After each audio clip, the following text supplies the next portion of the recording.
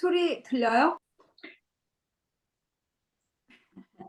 자, 지난주까지 출애굽기에 거의 막바지를 가고 있는데, 출애굽기는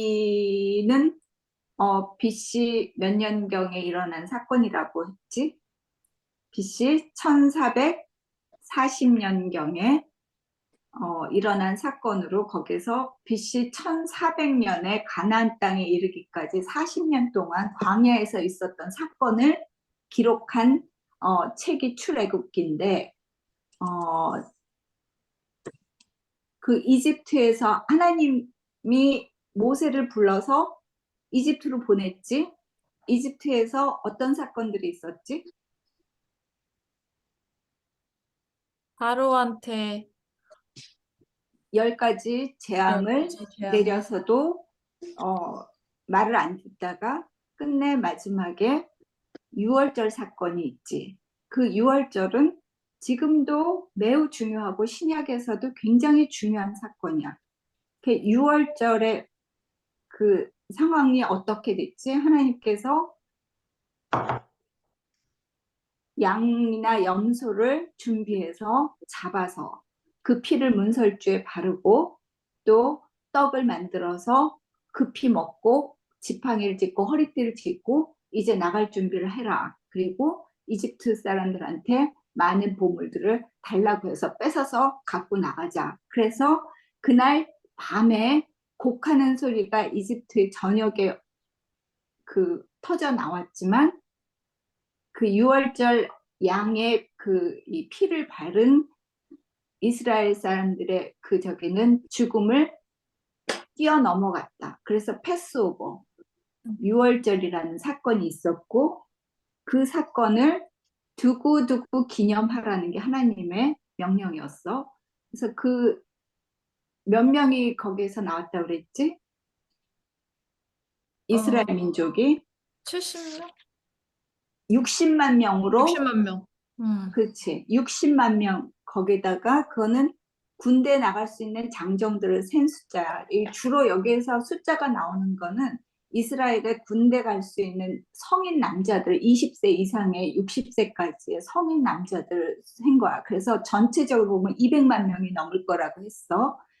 그래서 그렇게 출애굽을 해갖고 람세스를 떠나서 첫 번째 있었던 사건이 뭐지? 우리가 기억하는 제일 중요한 홍해의 물이 갈라져. 그 홍해의 물이 갈라지고 그때 사람들이 바알스본 맞은편 바닷가에 있을 때 하나님께서 일부러 거기서 이제 죽게 생겼다고 그러지. 그런데 이 사건을 통해서 하나님께서 이 역사를 이끌어내셨다라는 것을 모든 만민들에게 알리게 하기 위함이다 하면서 하나님은 그 홍해의 물을 갈랐고 그때 이스라엘 백성들은 그 홍해를 건너갔지만 이집트 뒤쫓아온 이집트 군대들은 몇천 명이 거기서 수장이 되는 그런 일이 있었지. 그래서 사람들은 그 홍해의 물이 갈라지는 기적과 같은 사건을 봤어. 그런데 그 다음에 홍해 다음에 있던 사건은 뭐지? 마라의 쓴물이야. 물이 써서 도저히 먹을 수가 없어. 그런데 그때 하나님께서 이스라엘 백성을 시험했다라고 해. 그 사건에 대해서.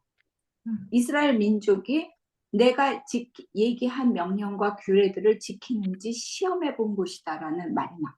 그래서 이 출애굽에 있었던 여러 사건들은 하나님께서 이스라엘 민족들을 가르치고 교육하고 훈련시키고 시험하는 그런 것의 계속이었어.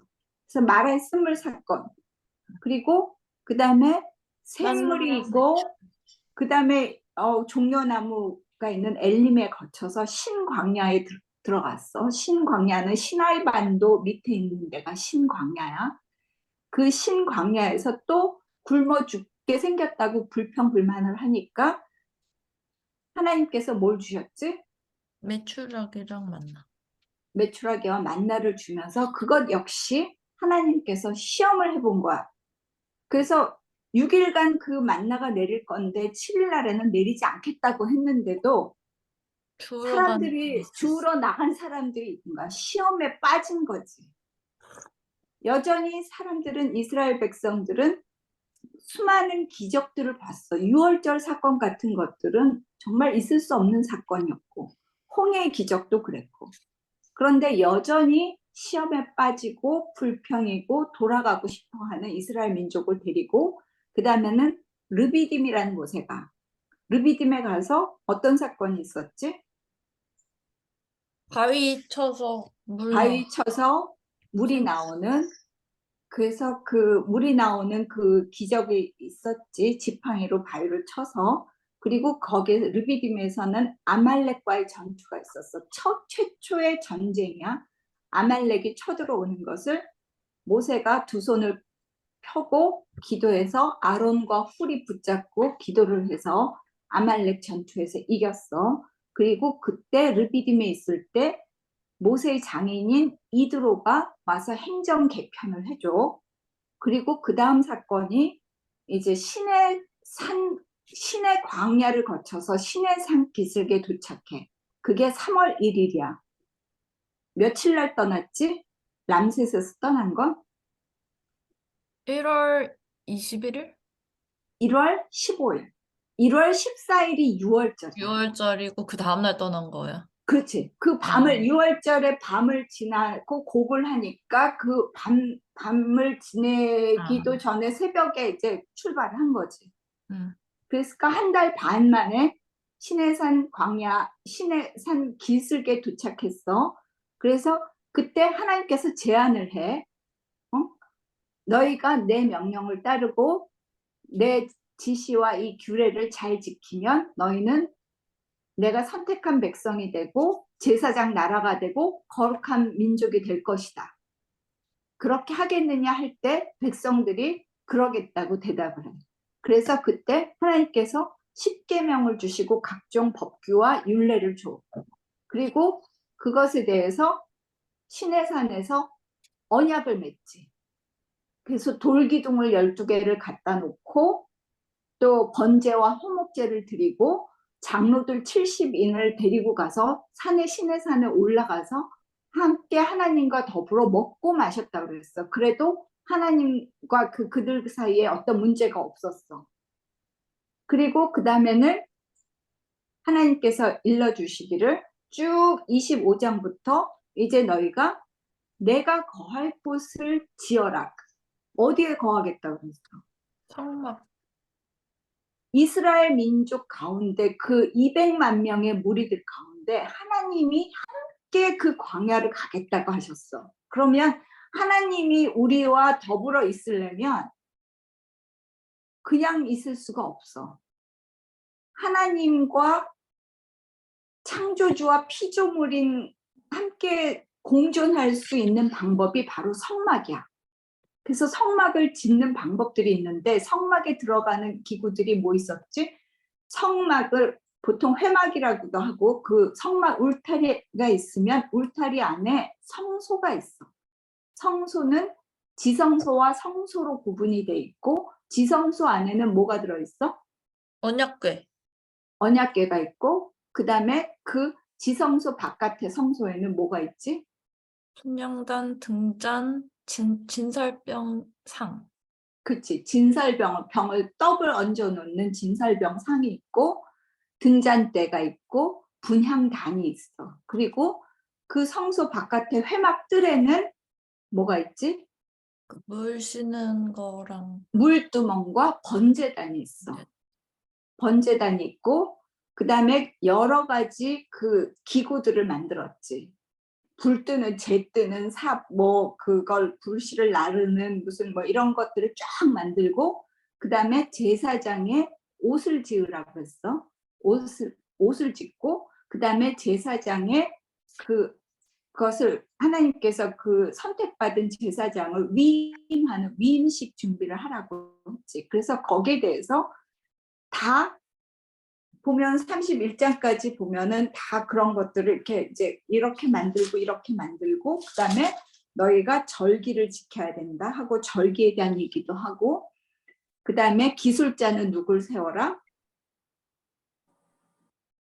누굴 불렀어? 이 성막의 기술자. 훌의 자손. 훌의 손자요 우리의 아들인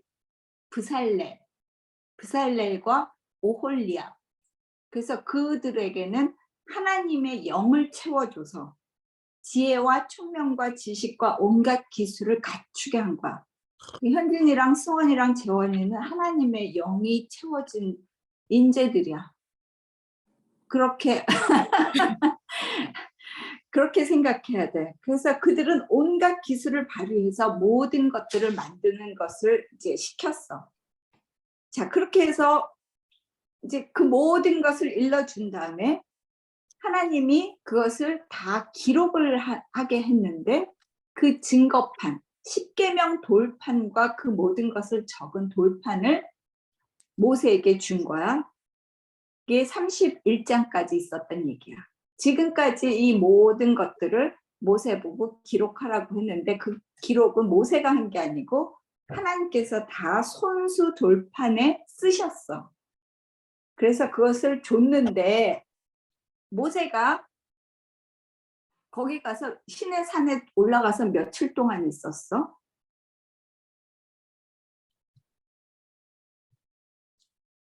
이 숫자는 거의 광야에 나가 있는 숫자 40일. 보통 시내산에 올라갔다 하면 한 40일이야. 그런데 안 내려오니까 백성들이 어떻게 됐어? 32장 시작해. 32장 시작인데 아론에게 몰려가서 말해. 불안한 거야. 우리를 인도할 신을 만들어 달라고 그래. 그러면서 모세라는 사람은 어떻게 되었는지 모르겠다고 얘기를 하는 거야. 그랬더니 아론이 그들에게 금고리들, 장신구들을 빼갖고 금을 모으라고 해서 그 다음에 어떻게 하냐면 4절에 보면 그것들을 받아 녹여서 녹인 금을 거푸집에 부어 송아지 상을 만들었어. 자, 송아지 상은 어디서 많이 본 것 같아? 이집트. 그렇지. 이집트의 그 송아지 신상이 그 다산과 그 풍요와 그 모든 것들을 이끄는 송아지 신상을 만든 거야.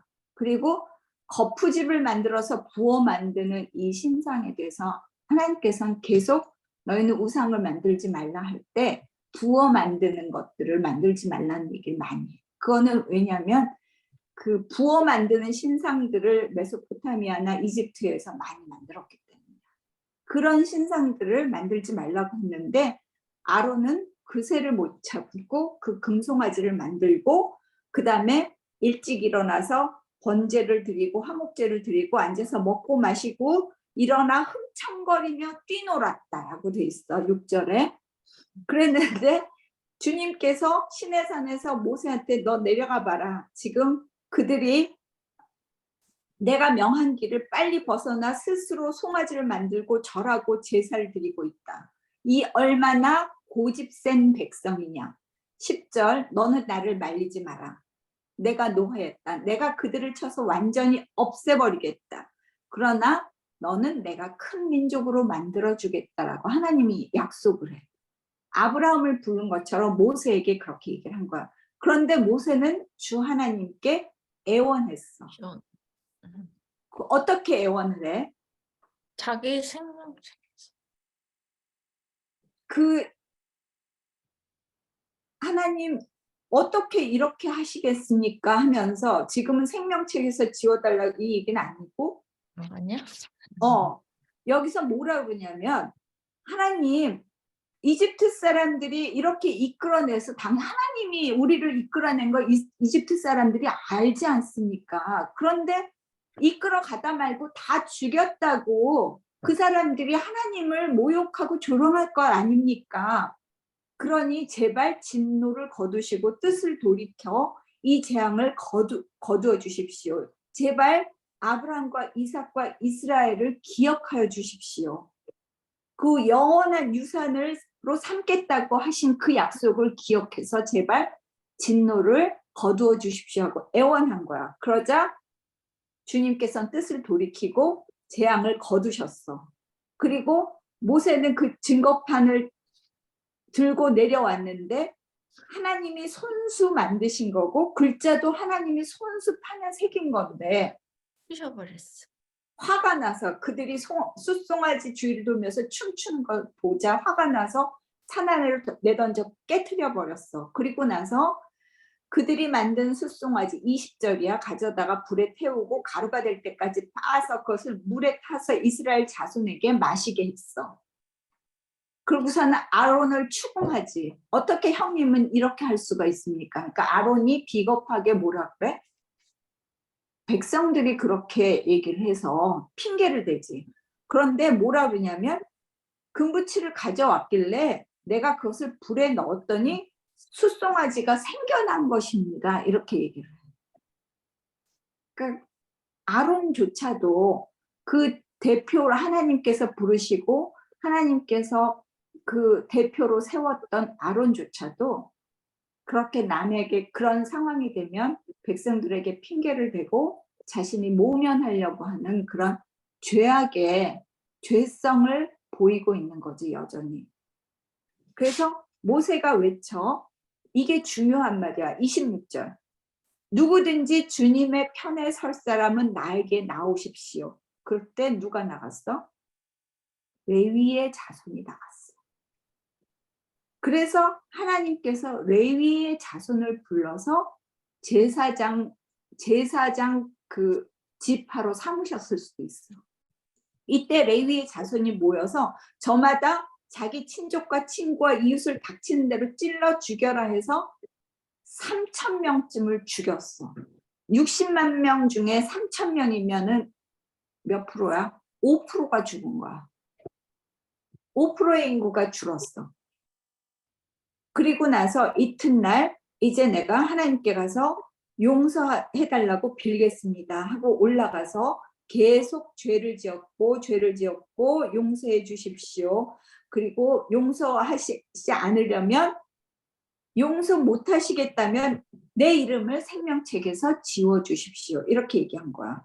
그랬더니 주님께서 뭐라 하냐면 죄는 각각의 죄를 묻겠다. 누구의 죄를 대신 묻지 않는다. 죄는 다 각각의 죄를 묻게 돼 있어. 그래서 나는 오직 내게 죄를 지은 그 사람만을 나의 책에서 지우겠다. 이렇게 얘기를 해. 그리고 너는 가서 다시 백성을 인도하여라. 그러나 기억하라. 때가 되면 내가 그들에게 반드시 죄를 묻겠다. 결국은 이 세대, 1세대의 그 이스라엘 백성은 가나안 땅에 들어가지 못하는 그 40년을 헤매이게 되는 그 벌을 받게 되지. 그러면서 이제 33장 이제 한 천사를 보낼 터이니 그가 다 너희를 인도하고 그 가나안 땅에 가나안과 아모리와 헷과 브리스 히위 가나안 족속들을 다 쫓아내버리겠다. 그러니 너희는 이제 그 땅으로 가라. 그러나 나는 너희와 함께 올라가지 않겠다. 너희는 고집이 센 백성이므로 내가 너희와 함께 있다가는 너희를 없애버릴지도 몰라. 그러니까 백성들이 통곡하며 같이 가달라고 얘기를 해. 그러면서 모든 장식품을 빼내고 그거는 장식을 빼낸다라는 거는 어떻게 보면 그 정결하게 하겠다. 나의 모든 거품과 나의 허영과 나의 모든 그 오만을 내려놓고 낮은 자세로 임하겠다라는 그런 약속과도 같아. 그렇게 되니까 이제 모세가 장막을 거두어 가서 주님을 회막에 나가서 계속 얘기를 하고 했는데 이때 모세가 아래 계속 같이 가겠냐 같이 안 가겠냐 이거 가지고 계속 얘기를 해. 하나님과 모세가.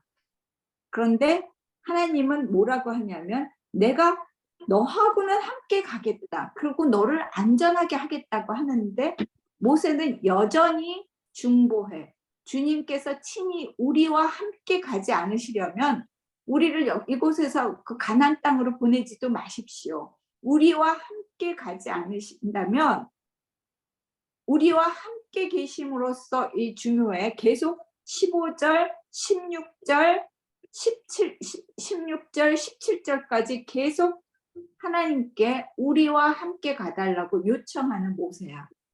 그러면서 뭐라고 얘기하냐면 16절 마지막 부분에 주님께서 우리와 함께 계심으로 해서 저 자신과 주님의 백성이 땅 위에 있는 모든 백성과 구별되는 것이 아닙니까?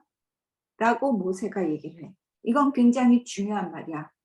하나님이 함께 하신다라는 그 사실이 다른 백성과 우리를 구별시키는 필요 조건이야. 필수 조건이 된다는 거야.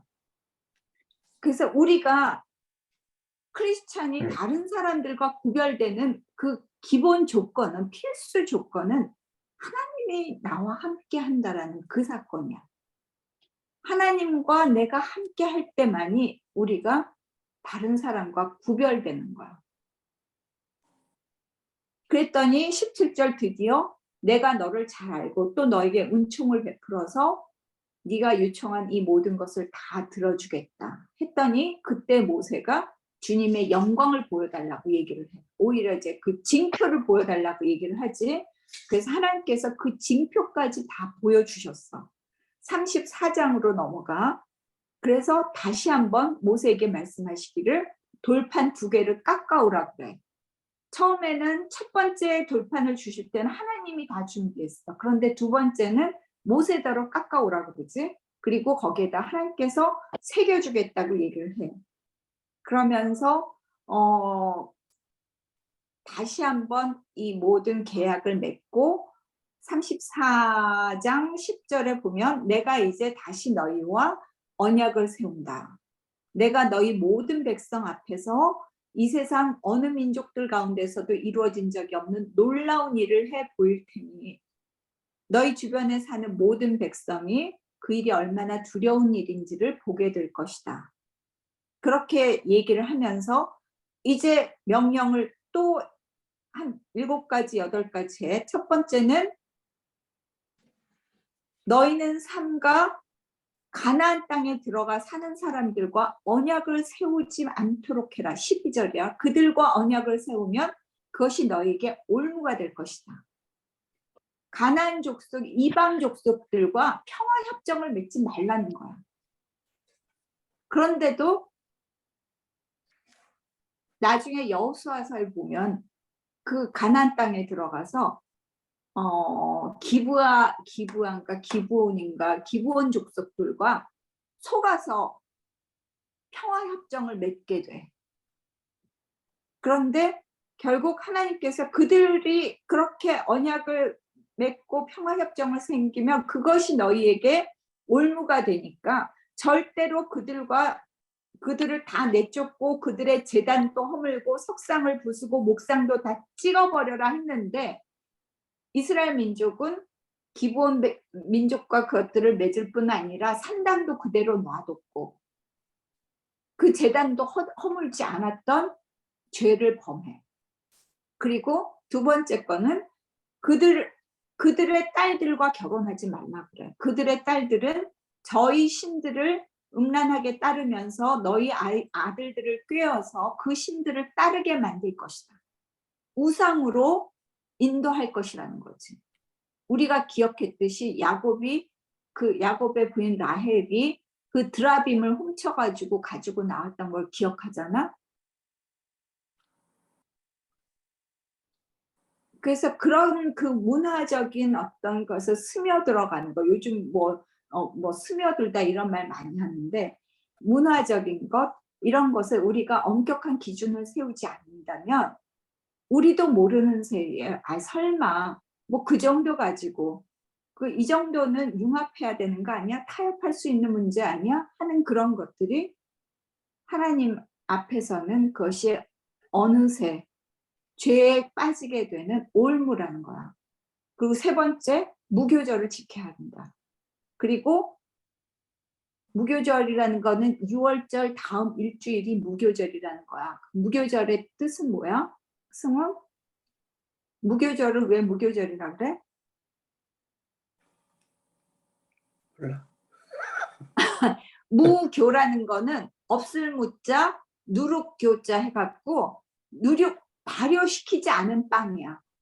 무교절은 일주일인데 그 일주일 동안 그 누룩을 넣은 빵을 먹어서는 안 되고 집안에 누룩을 놔둬도 안 돼. 누룩은 죄와 부패를 상징해. 물론 성경에서 한마디 신약에서 그런 말이 있어.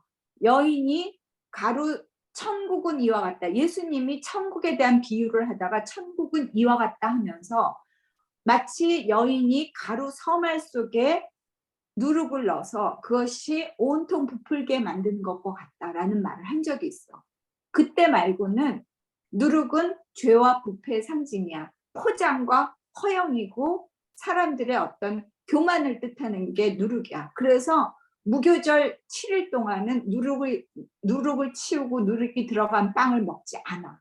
그게 하나님의 명령이었고, 그 다음에 처음 태를 열고 나온 것은 모두 나의 것이다. 마지봉헌, 맏자식, 맏짐승, 처음 거둔 곡식, 이 모든 것은 나의 것이다.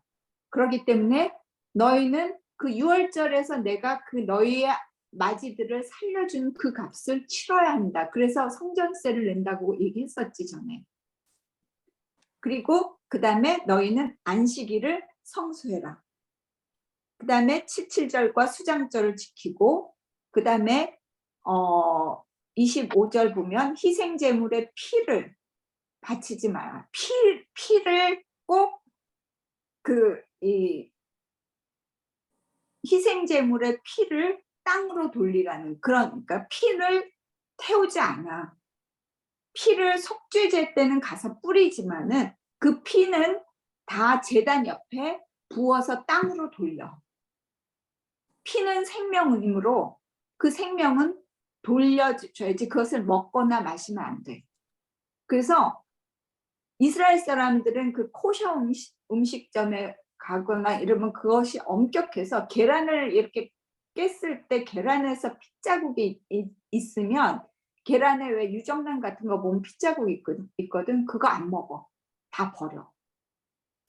그 정도로 엄격하게 지켜. 그래서 이런 것들을 거기다 또 너희는 새끼 염소를 그 어미의 젖으로 삶아서는 안 된다. 이것 때문에 그 이스라엘에 가면, 나는 안 가봤지만은 이 코셔를 골라야 돼. 고기를 먹겠냐, 우유가 넣어 있는 걸 먹겠냐. 그러니까 고기하고 스테이크하고 치즈하고 같이 안 나와. 왜냐하면 젖으로 만든, 우유로 만든 어미의 젖으로 고기를 함께 삶지 마라. 그거는 하나님이 명하신 명령이야. 어떻게 보면은 목사님은 예전에 이 말씀을 가지고 굉장히 그 동물에 대한 어떤 그 존중, 생명에 대한 존중, 이런 것도 거기에 들어가 있다라고 얘기를 하는데, 뭐 왜 그런지 모르지만 하나님은 그렇게 이스라엘 민족한테 이런 명령을 내려. 그리고 너는 이 말을 기록해라. 이 말을 기초로 너희가 나와 언약을 세웠기 때문이다. 그래서 모세는 거기에서 40일을 지내며 먹지도 않고 십계명을 판에 기록했고, 거기에서 시내산에서 내려와. 그리고 그 다음에 그 모든 것들을 35장부터 쭉 하나님이 얘기한 그 모든 규례들을 읽었고, 그 다음에 그 말대로 모든 것을 행했어. 그래서 부살렐과 오홀리압과 그래서 사람들이 다 그 감동에 대해서 제사에 필요한 것, 회막과 그 제사장 옷을 만들 수 있는 온갖 예물을 갖고 왔는데, 너무 갖고 와서 이제 그만 바치라고 얘기할 때까지 사람들이 바쳤어.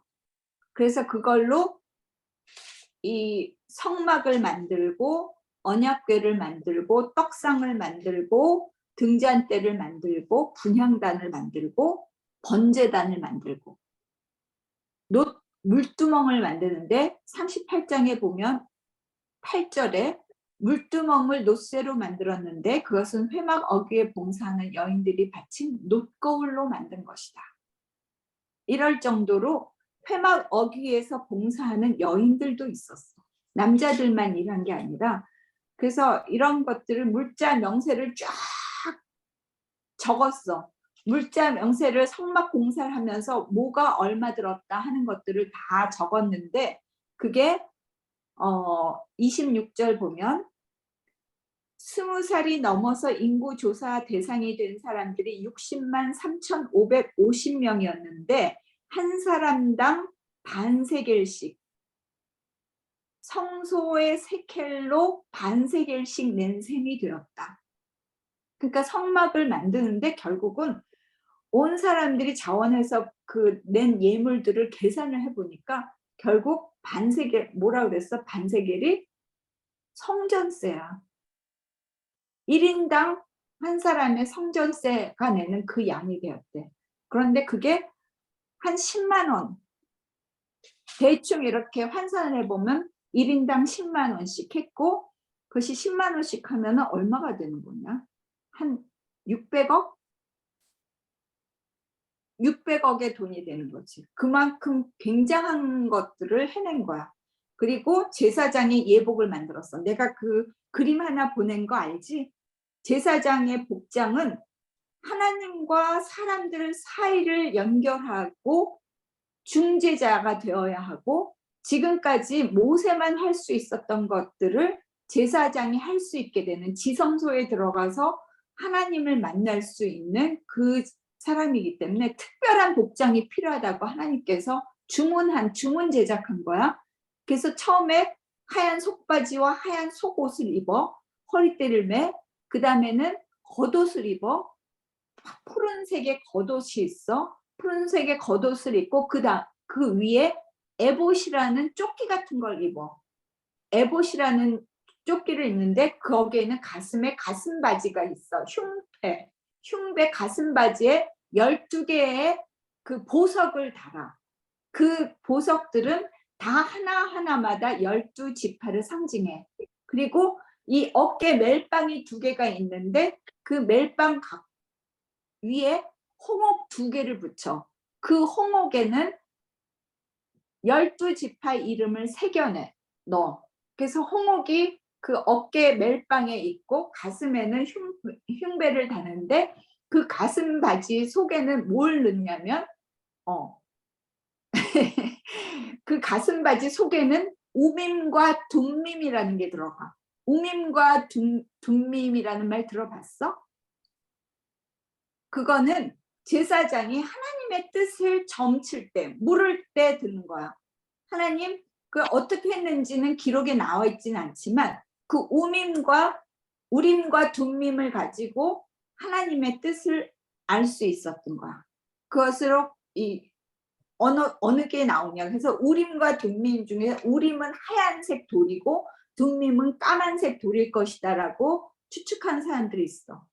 우림은 빛이란 뜻이래. 우르라는 거기에 복수형으로 빛이란 뜻이고 둠밈은 톰이라는 뜻인데 그것이 완전함, 성결함 이런 뜻이래. 그래서 우림과 둠밈을 가지고 그 안에 그 가슴바지 속에다가 그 주머니를 만들어서 거기에 넣고 그 다음에 이 겉옷 밑자락에는 석류 모양의 방울과 금방울을 섞여 달아서 움직일 때마다 소리가 나게 만들었고 그 다음에 머리에는 관을 썼어. 모자 같은 걸 만들어 썼지. 그리고 그 이마에는 금으로 만든 그 머리에 그 띠를 둘렀어. 거기에는 주님의 성직자라고 새겨진. 그런데 왜 이런 게 이렇게 중요할까? 하나님을 만나는 방식이 하나님이 원하는 방식대로 우리가 가야 된다라는 거야. 나중에 보면 저기 레위기의 성과 민수기에서 보면 그 아론의 아들들이 그 누구였더라? 나답 아비후? 나답과 아비후가 하나님이 얘기한 향로를 가져오지 않고 집에 있던 자기가 쓰던 향로를 들고 나와서 그 자리에서 죽어. 그런데 그거는 하나님이 죽이고 싶어서 죽이는 게 아니라 하나님이 사람들과 동행할 때는 하나님의 방법이 있다는 거야. 전지전능한 창조주와 우리가 동행하는 데는 하나님이 정해놓으신 방법이 아니고서는 우리가 동행할 수 없어. 그렇기 때문에 우리는 그 피조물의 그 사람의 하나님이 만들어 놓은 그 자리와 그 위치를 벗어나려고 하면 안 돼. 그것에 대한 그 상징적인 사건들이야. 근데 제사장의 옷도 그것과 마찬가지야. 그래서 이런 옷들을 다 갖춰 입고 회막에 들어갈 때는 언제 성소에 들어갈 때는 겉옷을 벗어놓고 속옷만 세마포만 입는다든지 뭐 번제단에서 모를 잡을 때는 뭐 거룩한 옷을 벗어놓고 뭘 입는다든지 하는 그런 것까지 굉장히 세세하게 하나님은 얘기하고 있어. 그런데 그 모든 것들을 여기에 반복되는 거 30 몇 장부터 이 39장까지 보면은 그 말이 계속 반복돼. 이는 주님께서 명하신 대로 그대로 한 것이다. 이는 주님께서 모세에게 명하신 대로 한 것이다. 또 이스라엘 자손은 그 명하신 모든 것을 그대로 다 하였다라는 게 계속 반복이 돼. 이건 무슨 뜻이냐면 출애굽기 동안에 사람들이 계속해서 하나님에 대한 불신과 하나님에 대한 거역들을 해왔다면 이제 조금씩 주님이 명하신 대로 그것을 따라가는 순종의 방법들을 지금 배워가고 있다는 뜻이야. 그래서 그 모든 것들을 다 한 다음에 그대로 그 회막을 지었어. 다 만든 다음에 그것을 조립을 했다라는 거야. 그 다음에 40장으로 넘어가. 너는 첫째 달 초하루에 성막을 세워라. 그리고 그것을 안에 거부터 들어가. 성막을 세우고 그 다음에 성소 속의 증거궤, 제일 중요한 이 증거궤에 놓고 그 다음에 등잔대와 상과 분향단과 안에서부터 바깥으로 다 놓고 그대로 16절 모세는 주님께서 그에게 명하신 것을 모두 그대로 하였다. 그래서 17절 마침내 제2년 첫째 달 초하루에 자 1년이 넘어갔어요. 우리 신의 산기슭에 도착한 게 언제라 그랬지? 3월 1일이야. 1월 14일 날 떠나서 3월 1일에 산기슭에 도착했는데 그 모든 것을 다 십계명을 받고 하나님의 율례를 듣고 성막을 짓는 모든 물자들을 만들고 해서 그것을 조립하고 완성한 게 그 다음 해에 1월 1일에 성막을 세웠다는 거야. 그래서 모든 것을 하나님께서 명하신 그대로 한 다음에 모든 일을 마쳤다가 33절이야. 동쪽 울타리에다가 낸 정문에는 막을 달아 가렸다. 이거는 이 성소지 회막 중에 성소인데 거기도 다 문이 없고 다 휘장과 장막으로 돼 있어. 지성소와 성소를 구분하는 사이에도 커튼이 들어있고 성소의 입구에도 커튼이 들어있고 그 회막 울타리를 막는 그 앞에도 커튼처럼 막이 있다는 거야. 그런데 그때 34절, 40장 34절이야. 그때 구름이 회막을 덮고 주님의 영광이 성막에 가득 찼다. 주님은 구름 아니면 연기로 사람들 앞에 나타나. 그래서 하나님의 어떤 그 존재나 형체를 우리가 분간할 수 없어. 그러기 때문에 속죄제를 드릴 때 나중에 보면 대제사장이 연기를 향을 피워가지고 지성소 앞에 갖다 놔서 연기가 자욱해진 다음에야 거기 지성소에 들어갈 수 있어. 그래서 성막에 가득 찼고 구름이 성막에서 거치면 진을 거둬가지고 떠났다. 38절 그들이 길을 가는 동안에 낮에는 주님의 구름이 성막 위에 있고 밤에는 구름 가운데 불이 있어서 이스라엘 자손의 눈앞에 밝혀주었다. 이건 아직 떠난 건 아니야. 떠난 거는 나중에 보면 민수기에 나와. 민수기에 몇 월 며칠에 떠나냐면 이 성막을 봉헌한 건 몇 월 며칠이라고 그랬어? 1월 1일이라고 했잖아. 그 다음에 1월 1일 다음에 제사장 위임식을 7일 동안 해. 그리고 아론이 첫 제사를 드린 게 1월 8일이야. 그리고 나서 2월 1일에는 인구조사를 해. 그게 민수기야. 2월 1일에는 인구조사를 해서 그 각 지파대로 행군 대여를 갖추는 거야. 그리고 나서 떠난 게 2월 20일이야. 그 아직도 민수기까지 이 출애굽기에서부터 민수기를 이어지는데 우리가 그 사이에 중요한 게 이제 레위기지. 이게 모세에게 하나님께서 명하신 하나님과 더불어 동행하는 방법이 레위기야. 근데 하나님과 동행하는데 가장 중요한 거는 뭐냐면 두 가지. 정결과 거룩이야. 하나님의 존재의 어떤 속성 두 가지를 얘기하라 그러면 하나님이 직접 얘기한 게 뭐야? 내가 거룩하니 너희도 거룩하라. 이게 그게 레위기 19장에 나오든가 내가 거룩하니 너희도 거룩하라는 게 하나님이 자기를 일컬어서 속성을 얘기하신 거야. 그리고 그 다음에 모든 정결법이 나와. 하나님은 깨끗하신 분이고 온전하신 분이고 흠이 없는 분이야. 그렇기 때문에 하나님과 동행하고 하나님과 함께 하려면 하나님의 기준엔 다 다가갈 수 없지만 정결해야 된다는 게 레위기의 기본 개념이야.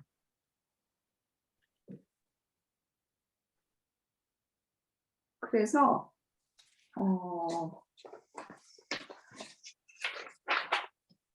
레위기에 내가 그 개요를 보내준 게 있는데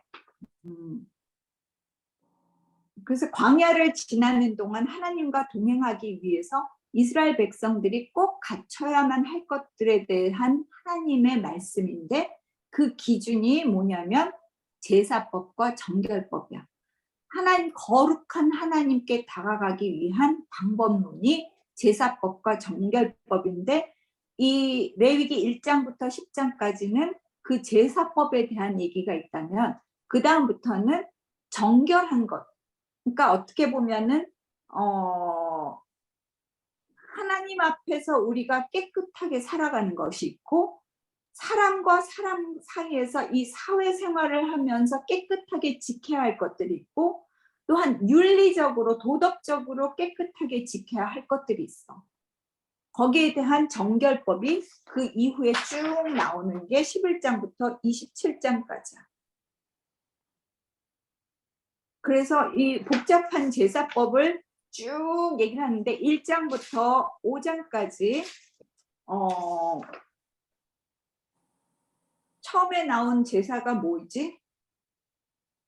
1장 번제, 2장 소제, 호제, 3장 화목제, 4장 속죄제, 속건제야. 이게 기본적인 5대 제사야. 번제는 어떻게 하는 게 번제야? 번자가 뭐야? 태우다. 그렇지. 태워서 바치는 제사. 소제는 참. 소제는 가루를 뜻해. 가루를 재원이 아까 왜 뜻하는데 웃었어? 응? 재원이 아까 왜 웃었어? 아, 번제 burn제랑 그렇지. 같은 거야. 거기 번이라는 게. 근데 소제는 가루를 냈다라는 거야. 가루가 되면 하얘져. 그래서 우리가 우리 한국 저기 중에서도 과부가 되면 소복을 입잖아. 그 소자도 이런 소야. 그래서 그 가루를 바친다라는 것이 소제고 곡식이야. 그 다음에 화목제는 말 그대로 하나님과 사람들 또 사람과 사람들 사이에 감사와 기쁨과 즐거움을 표현하는 게 화목제사야. 이거는 번제와 소제와 화목제는 그냥 자원하는 제야. 그러니까 드려도 되고 안 드려도 되는 제사야. 그런데 속죄제와 속건제는 반드시 드려야 되는 죄야, 제사야. 그래서 속죄제는 어떻게 보면 영적인 문제야. 하나님 앞에 근원적인 죄를 지었을 때, 영적인 어떤 죄를 고백하고 그것을 깨끗게 하려는 목적을 가질 때가 속죄제야. 그래서 하나님의 율법과 계명을 어겼다. 어떤 내가 마음으로 간음했다 라든가, 나라가 전체가 하나님 앞에 하나님의 명령과 계명을 어겼다.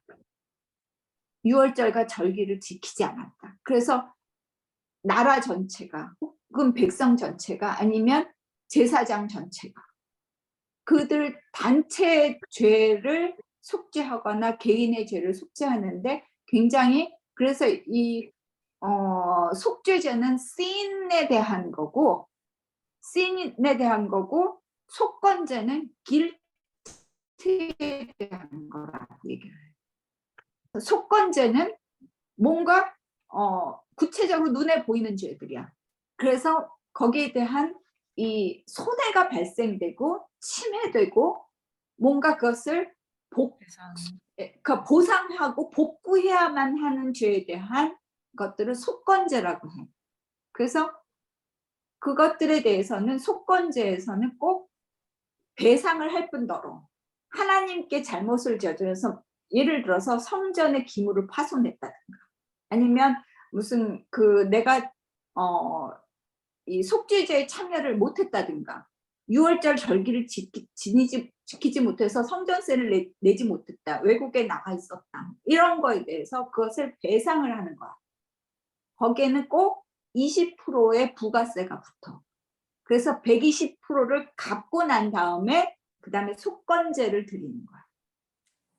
배상을 한 다음에 속건제를 드려서 그것을 하나님 앞에 용서를 비는 거. 그래서 그것은 대상이 되는 개인이나 단체가 속건제를 드려야 돼. 그거는 의무사항이야. 그런데 번제나 소제나 화목제는, 번제 같은 경우에는 일상적으로 드릴 수 있어. 그래서 나중에 그 제사의 종류가 내가 보낸 표 중에 하나가 있는데 상번제라는 게 있어. 번제를 매일 아침과 저녁마다 제사장이 들어가서 번제를 드려. 하나님께 살라 바치는 제사. 그래서 번제를 드리고 안식일에도 번제를 드려. 그럼 안식일에는 상번제도 드리고 안식일 번제도 드려야 돼. 그러면 만약에 안식일하고 무교절하고 겹쳐졌다. 그러면 상번제인 번제도 드리고 안식일 번제도 드려야 되고, 무교절에 해당되는 매일마다 드려야 하는 속죄제요 뭐 이것들을 다 드려야 돼. 그래서 내가 전에 보낸 표가 있었는데 거기에 들어가 있나?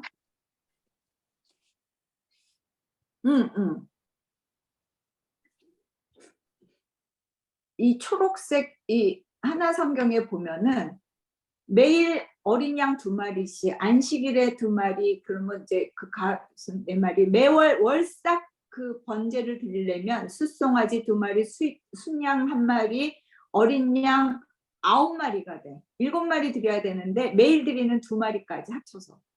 무교절, 777, 나팔절 이렇게 해갖고서는 초막절날 보면은 잡아야 하는 마리수가 엄청 많아.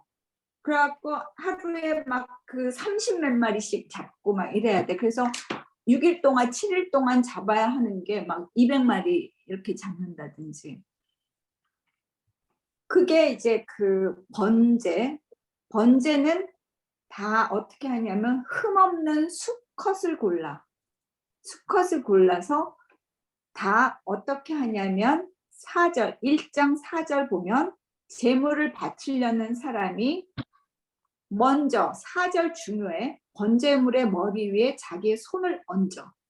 그럼 손을 얹는다라는 건 뭐냐면 자신의 죄가 그 짐승으로 전가된다라는 뜻이야. 죄를 전가시킨 다음에 그 회막 앞에서 그 제물을 잡아. 내가 번제를 드리러 갔다. 그거는 감사의 의미거든. 감사나 순종한다는 뜻이고, 뭔가 하나님 앞에 내가 겸손하게 나아간다라는 번제를 드리고 싶은 사람은 가서 그것을 직접 잡아야 돼. 그러면 그 피를 받아서 제사장을 주면 제사장이 그 피를 갖다가 회막 어디에 있는 번제단 둘레에 피를 뿌려. 그 다음에 제물을 갖고 온 사람이 다시 가죽을 벗기고 고기들을 다 다리면 다리, 가슴살이면 가슴살 이렇게 점여놔. 그러면 제사장들이 그 제단에 불을 피우고 장작을 피우는데 그 고기 점인 것과 머리와 기름기를 다 벌려놔. 그리고 제물 가져온 사람이 마지막으로 내장과 다리를 물에 씻어주면 제사장이 그것을 번제단 위에 갖다 놓고 다 불살라야 되는데 이것이 번제야. 이는 제물을 불에 태워서 그 향기로 나 주를 기쁘게 하는 살라 바치는 제사이다. 자, 하나님이 이 번제에서 제물들을 다 태웠어. 하나님이 받으시는 건 뭐야? 죄야? 향기야. 하나님은 여기서 나 주를 기쁘게 하는 살라바친 향기로 나를 기쁘게 한다라고 해. 근데 여기서 뭐 이렇게 저렇게 하고 근데 이 번제만이 하는 게 아니라 곡식 제물은 또 어떻게 바치냐면 주로 고운 밀가루야. 고운 밀가루를 이렇게 거기에 뭐와 뭐를 얹냐면 기름도 붓고 향도 얹어서 바쳐. 그런데 그 기름을 가지고 밀가루를 반죽해서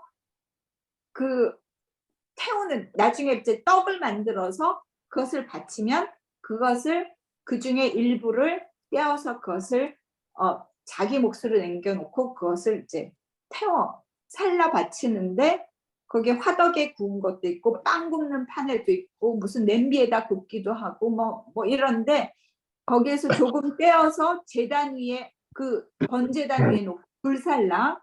그렇게 하면 그것을 조금만 띄어 바쳤지만 모두 바쳤다는 표시로 삼고 제물을 불에 태워서 그 향기로 나 주를 기쁘게 하는 살라 바치는 제사이다라는 말이 나와. 곡식 제물에. 근데 곡식 제물을 소제를 할 때 거기에 넣어서는 안 되는 거. 뭐지?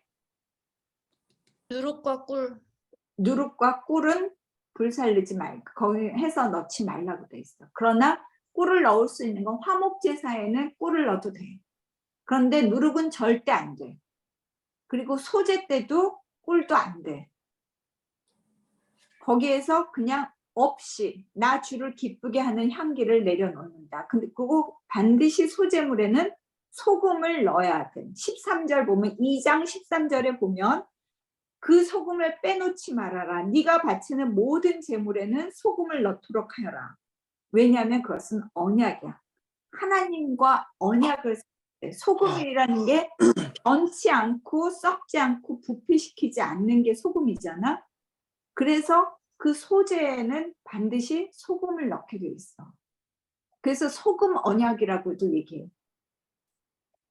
불변하는 언약이다. 그래서 소금 언약이라는 말도 많이 하는데, 그러니까 어쨌건 소재에는 소금도 넣고 기름도 붓고 향을 얻기도 한다라는 게 소재야. 화목제사에서는 수컷이든 암컷이든 다 하는데 또 역시 피를 제단에 뿌리고 그 다음에 사람들이 기름기를 다 걷어. 화목제사에는 그 고기는 안 태워. 고기는 나눠 먹어. 그러기 위해서 기름기만 다 걷어내. 내장 전체에 있는 기름기, 또 두 콩팥과 허리에 덮여 있는 기름기, 그 다음에 간을 덮고 있는 껍질을 나 주에게 살라 바치는 제물로 가져와서 장작 위에 올려놓은 번제물 위에 놓고 불사를 것이야. 그러면 그 제물을 불에 태워서 그 향기로 나 주를 기쁘게 하는 살라 바치는 제사이다. 자, 화목제, 번제, 소제의 향기는 다 주를 기쁘게 하는 살라 바치는 향기를 내가 받는다라고 되어 있어. 그리고 그 화목제에서는 그 제물을 다 잘라서 그건 다 태운 다음에 고기는 다 제사장과 제일 좋은 무슨 오른쪽 허벅다리는 제사장을 주고 나머지 고기들은 사람들이 나눠서 먹게 돼 있는 게 화목제사야. 그래서 주로 감사제나 또 이런 추수감사절이 주로 보면은 그러니까 그 77절이나 초막절 때 그런 것들 크게 하지. 그럴 때 화목제사를 드려서 많은 사람들이 그것을 함께 나눠 즐기는 축제가 화목제야. 그런데 속죄제를 드려야 할 경우는 뭐냐면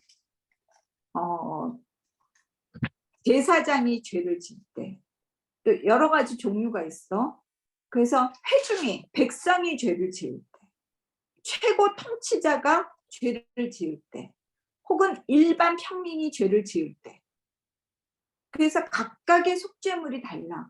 속죄물이 다르고 또 어떤 경우에 증인 선서를 하거나 뭐 어쩌거나 이런 뭐 거짓 맹세를 했거나 뭐 이런 적에는 속건제를 드려라 하고 5장에 얘기를 하는데, 이제 속죄제와 속건제의 얘기 차이는 뭐라고 아까 내가 얘기했지? 속죄제는 sin. 굉장히 영적이고 보이지 않는 죄에 대한 거라면 속건제는 guilt에 대한 거야. 잘못을 보면. 그런데 둘 다 고의적인 죄는 안 돼. 고의적인 죄는 처벌을 받아요. 고의적이지 않고 몰랐거나 실수로 그렇게 됐을 때는 하나님 앞에 그것을 속죄하거나 속건할 수 있어. 그런데 고의로 지은 죄에 대해서는 처벌받게 돼 있는 거야. 그리고 주를 거역한 책임을 져야 한다. 이렇게 돼 있어.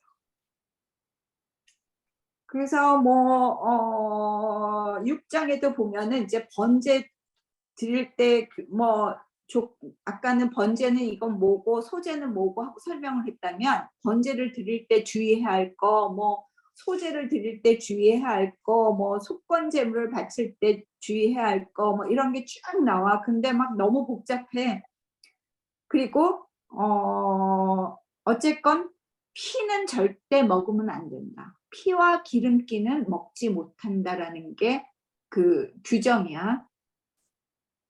그리고 화목제 때는 이렇게 나눠 먹고 저렇게 나눠 먹고 해라 그랬고, 그 다음에 8장에 보면 제사장 위임식이 나오는데 위임식이 되게 복잡해.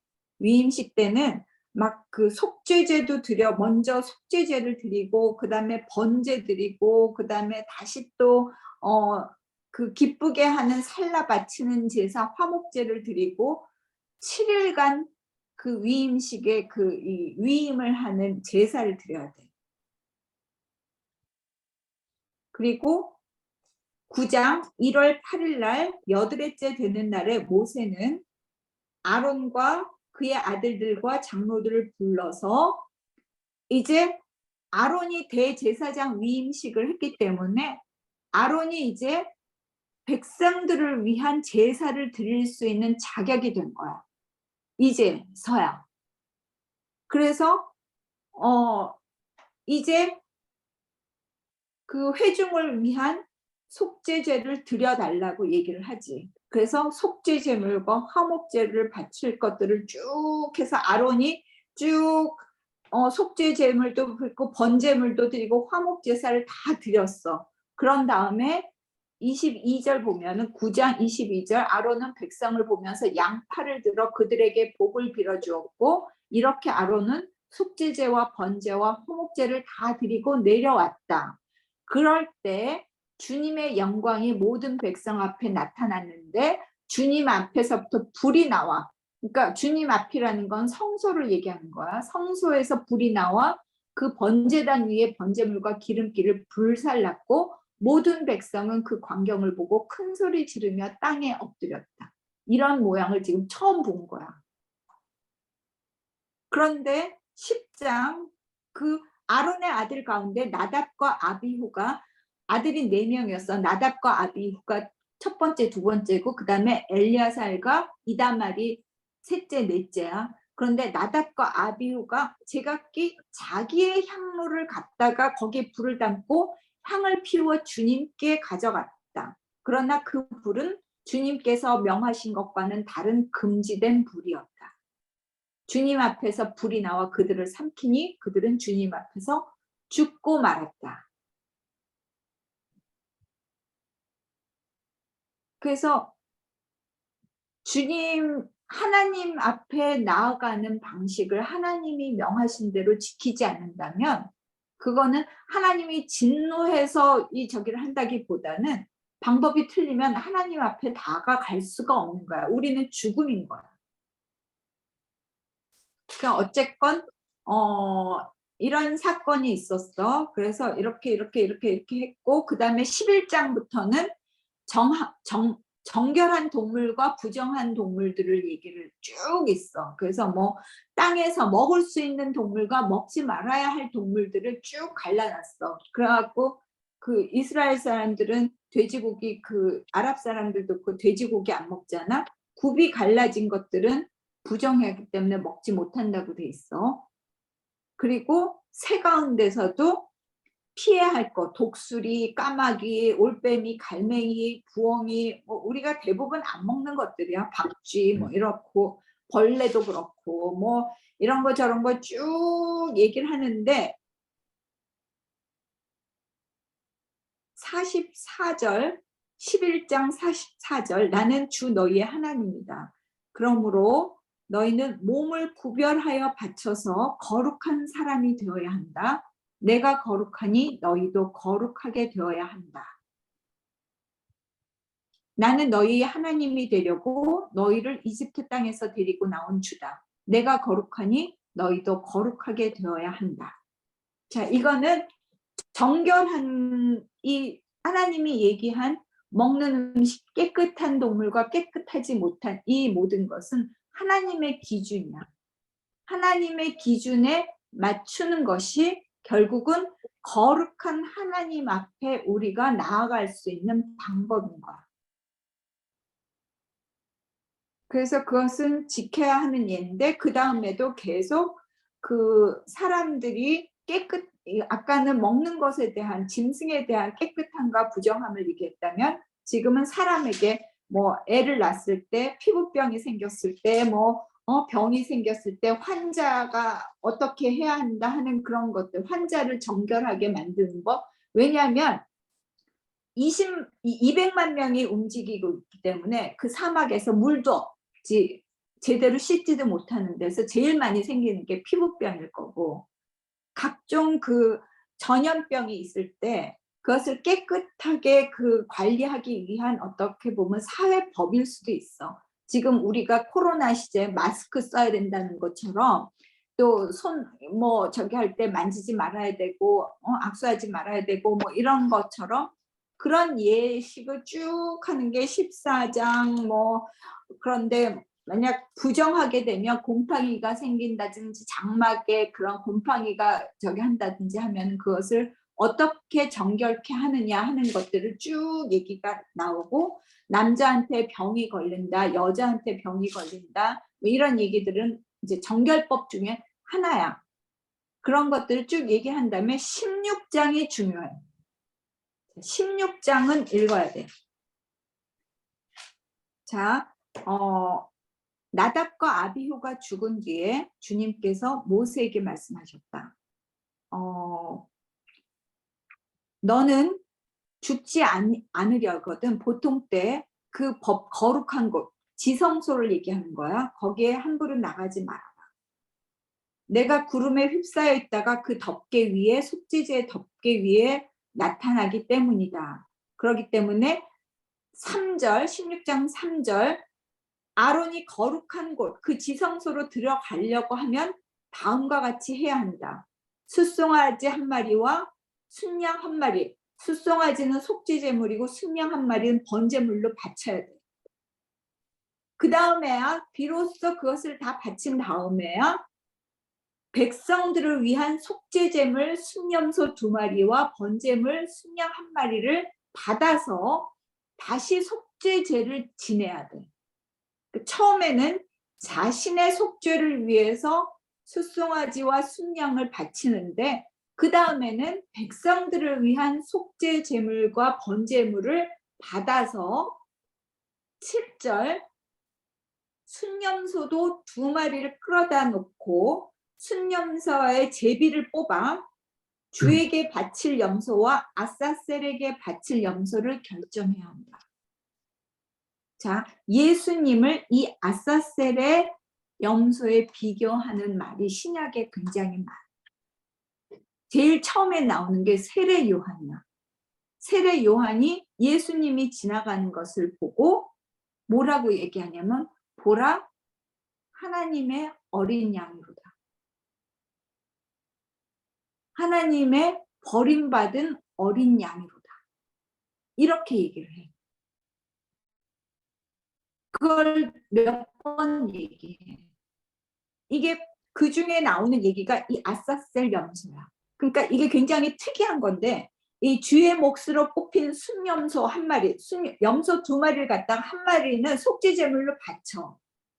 제물 보통 때 하듯이 속죄 제단에 가서 바치는데 그때 먼저 12절에 보면 제단에 피어있는 수출 향로 가득히 담아서 향기 좋은 향가루를 떠서 숯불에 태워서 그 연기가 증거계 위에 언약계 위에 덮개를 가릴 만큼 자욱하게 해야만 아론이 죽지 않아. 그 다음에 그 숫소의 피를 받아다가 손가락으로 찝어서 그 언약궤 동쪽에 한 번, 북쪽에 한 번, 7번 뿌려야 되고 순염소를 잡아서 다시 또 가서 뿌려. 그게 이 성소를 성결하게 만드는, 깨끗게 하기 위한 피야. 지금까지 이런 피를 뿌리는 건 없었어. 그런데 이 속죄제를 위해서 이게 대속죄일에 하는 거야. 지성소에 가서 피를 뿌리는 거. 단 한 번, 1년에 한 번. 무슨 융프루 대속죄일이 7월 10일. 이스라엘의 절기 중에 6월절, 무교절, 초실절, 77절, 나팔절, 대속죄일이 7월 10일이야. 나팔절은 7월 1일이 나팔 부는 날이 나팔절이고 7월 10일이 대속죄일이야. 1년에 한 번 온 이스라엘 민족이 다 모여서 속죄를 하는 날이야. 그때는 지성소에 딱 한 번 제사장이 그 언약궤에 있는 지성소에 들어갈 수가 있는데 그때 들어가서 제일 먼저 하는 게 피를 뿌리는 거야. 그것이 그 피가 그 성소를 깨끗게 만든다는 거야. 그렇기 때문에 하나님 앞에 우리가 깨끗게 되려면 깨끗하다는 건 죄가 없어지고 부패된 것이 없어지고 썩는 것이 없어지는 상태가 깨끗게 된다 그러면 예수님의 피를 통해서 우리가 깨끗게 된다는 거야. 그래서 그 속죄에는 또 정결을 위해서는 피 흘림이 들어갔어야만 한다라는 하나님의 법칙인 거야. 그리고 그 다음에는 제단으로 나와서 그 제단을 깨끗게 하기 위한 성소도 깨끗게 했으면 나중에 나와서 바깥에 있는 성막들에 있는 그 번제단 앞에 나와 제단 뿌리 내부퉁에 노스의 뿔이 있는데 그 뿔에다가 그 피를 발라서 그 제단도 깨끗게 하는 거야. 그 다음에 이제 모든 것을 성막을 깨끗게 한 다음에 20절 보면 살려둔 염소를 끌고 와서 21절 살아있는 그 순염소의 머리 위에 2손을 얹고 이스라엘 자손이 저지른 온갖 악행과 온갖 반역행위와 온갖 죄를 다 자백하고 나서 그 모든 죄를 순염소의 머리에 씌운다. 그런 다음 기다리고 있는 사람의 손에 맡겨 그 순염소를 빈들의 광야로 내보낸다. 그러면 그 순염소는 그 이스라엘의 온갖 죄를 짊어지고 황무지로 나간다. 이렇게 아론은 그 숫 염소를 빈들로 내보낸다. 이게 속죄제의 끝이야. 거기에 순염소 2마리가 나와서 제비뽑기를 하고 1마리를 아사셀 염소로 빈들에 내보낸다는 건 광야로 내보내서 굶어 죽든가 맹수에 찢겨 죽든가 결국은 돌아올 수 없는 죽음의 길로 내보내는 거야. 그런데 거기에 이스라엘의 온 회중의 죄를 자백하고 나서 죄를 인정하고 내 죄를 회개하는 거지. 응? 그리고 나서 그 죄를 그 염소에게 씌워서 죽음으로 내보내는 게 이 속죄제의 핵심이야. 하나님 앞에 우리가 우리의 죄를 용서받기 위해서는 그 죄에 대한 대가를 치러야 돼. 그 대가는 피 흘림이야. 그래서 하나님과 우리 사이에 가로막혀 있던 죄와 거리를 그 피 흘림을 통해서 그것을 없애는 거. 이게 하나님의 방식이야. 그렇기 때문에 신약 시대에 돌아와서 몇천 년간 이때 이렇게 하나님이 율법을 주고 나서도 이스라엘과 인류는 계속적인 하나님 앞에 거역과 하나님을 떠나고 하나님이 주신 명령과 규례들을 어기고 그 반대의 길로 갔었던 거야. 그래 보면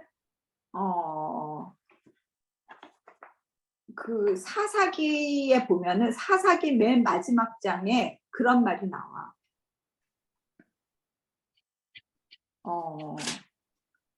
그때는 정말 모세 같은 사람도 없고 아론 같은 그런 사람도 없었고 그때는 뭐라 그러냐면 25절 그때는 이스라엘의 왕이 없어서 사람들은 저마다 제 뜻에 맞는 대로 행하였다. 그리고 이거는 개역에는 보면은 각기 제 갈 길로 갔더라. 그러니까 하나님의 뜻이나 하나님의 율법, 규례가 아니라 모든 사람들이 각자 자기 생각대로, 자기 의지대로, 자기가 원하는 대로 제 갈 길을 갔다라는 거예요. 그 죄라는 것은 결국 하나님 앞에 하나님 뜻과 하나님의 율법에 맞추는 것이 아니라 자기 뜻에 맞춰서 사는 것. 내가 세운 세상의 기준, 이런 것에 내가 좋아 보이는 것, 내가 매력적으로 보이는 것대로 가는 것. 이게 죄라면 2000년 동안 수많은 죄 앞에서 하나님께서 내린 결정은 예수님의 피로 아사셀의 염소를 삼은 거지. 그러니까 세례 요한은 예수님을 보았을 때 보라 우리의 죄를 대신 지고 가는 하나님의 어린 양. 홀니드라이. 그렇지.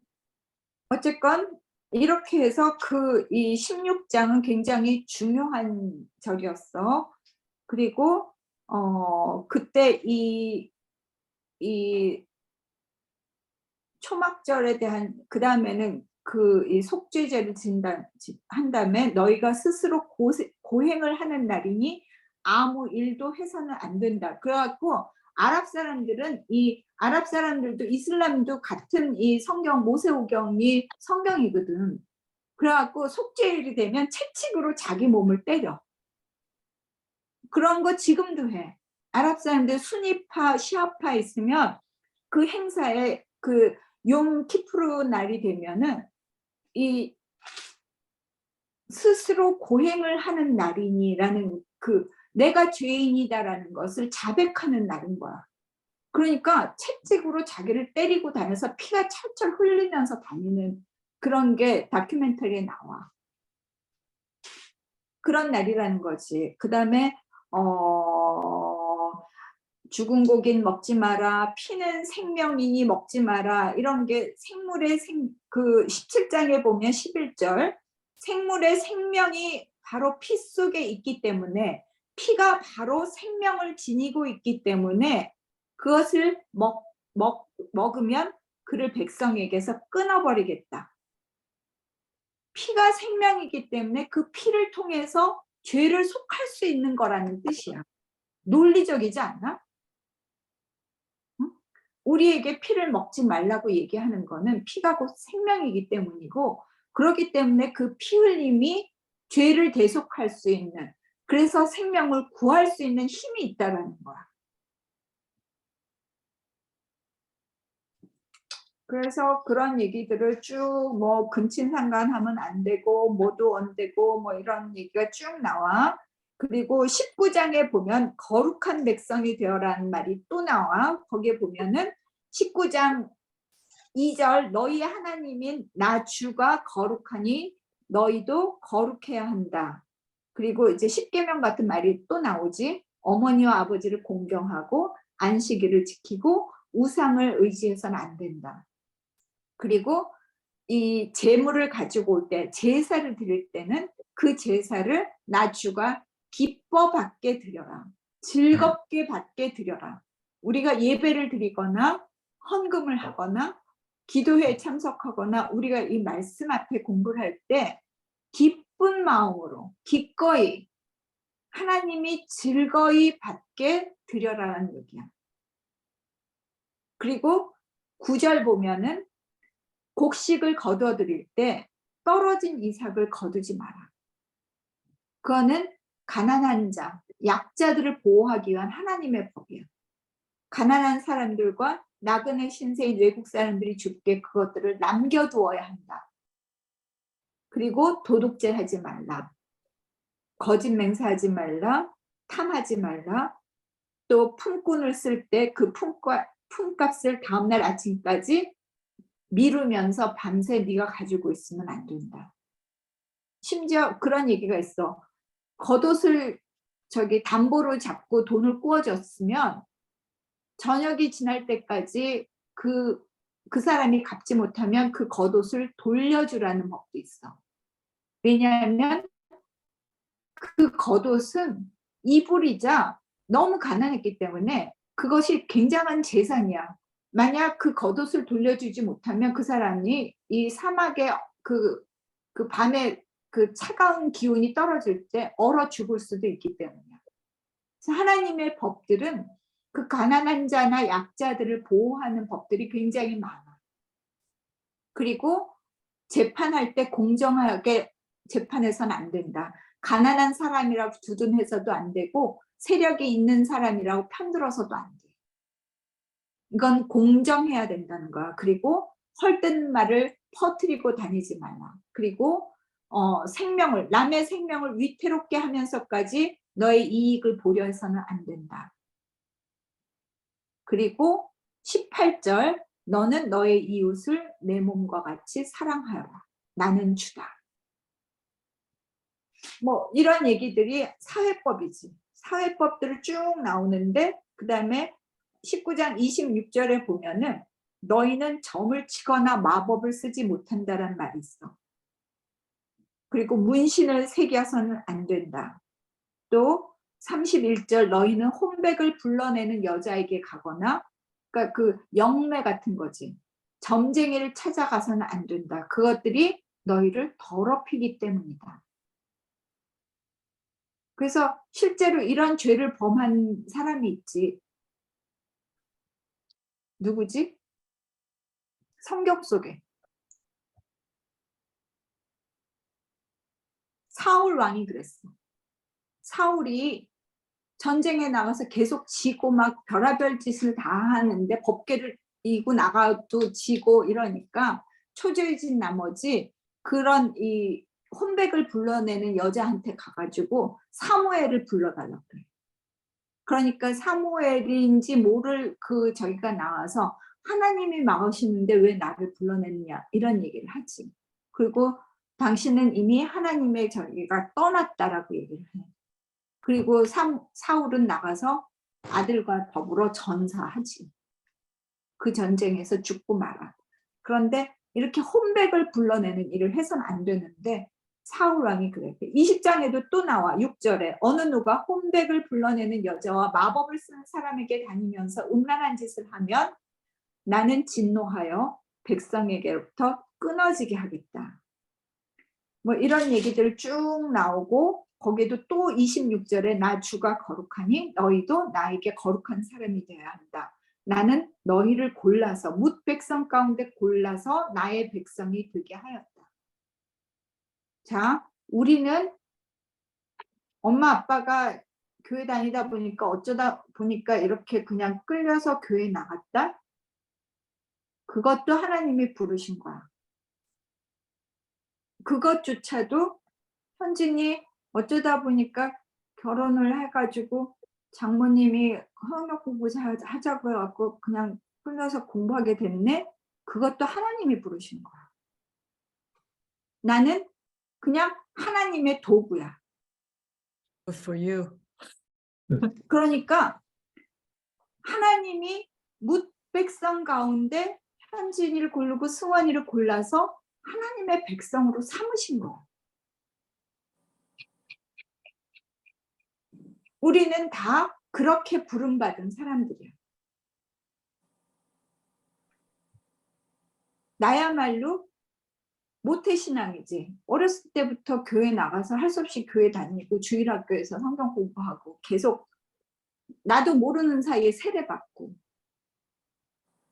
그랬지만 그것이 하나님이 나를 부른 방법 가운데 하나야.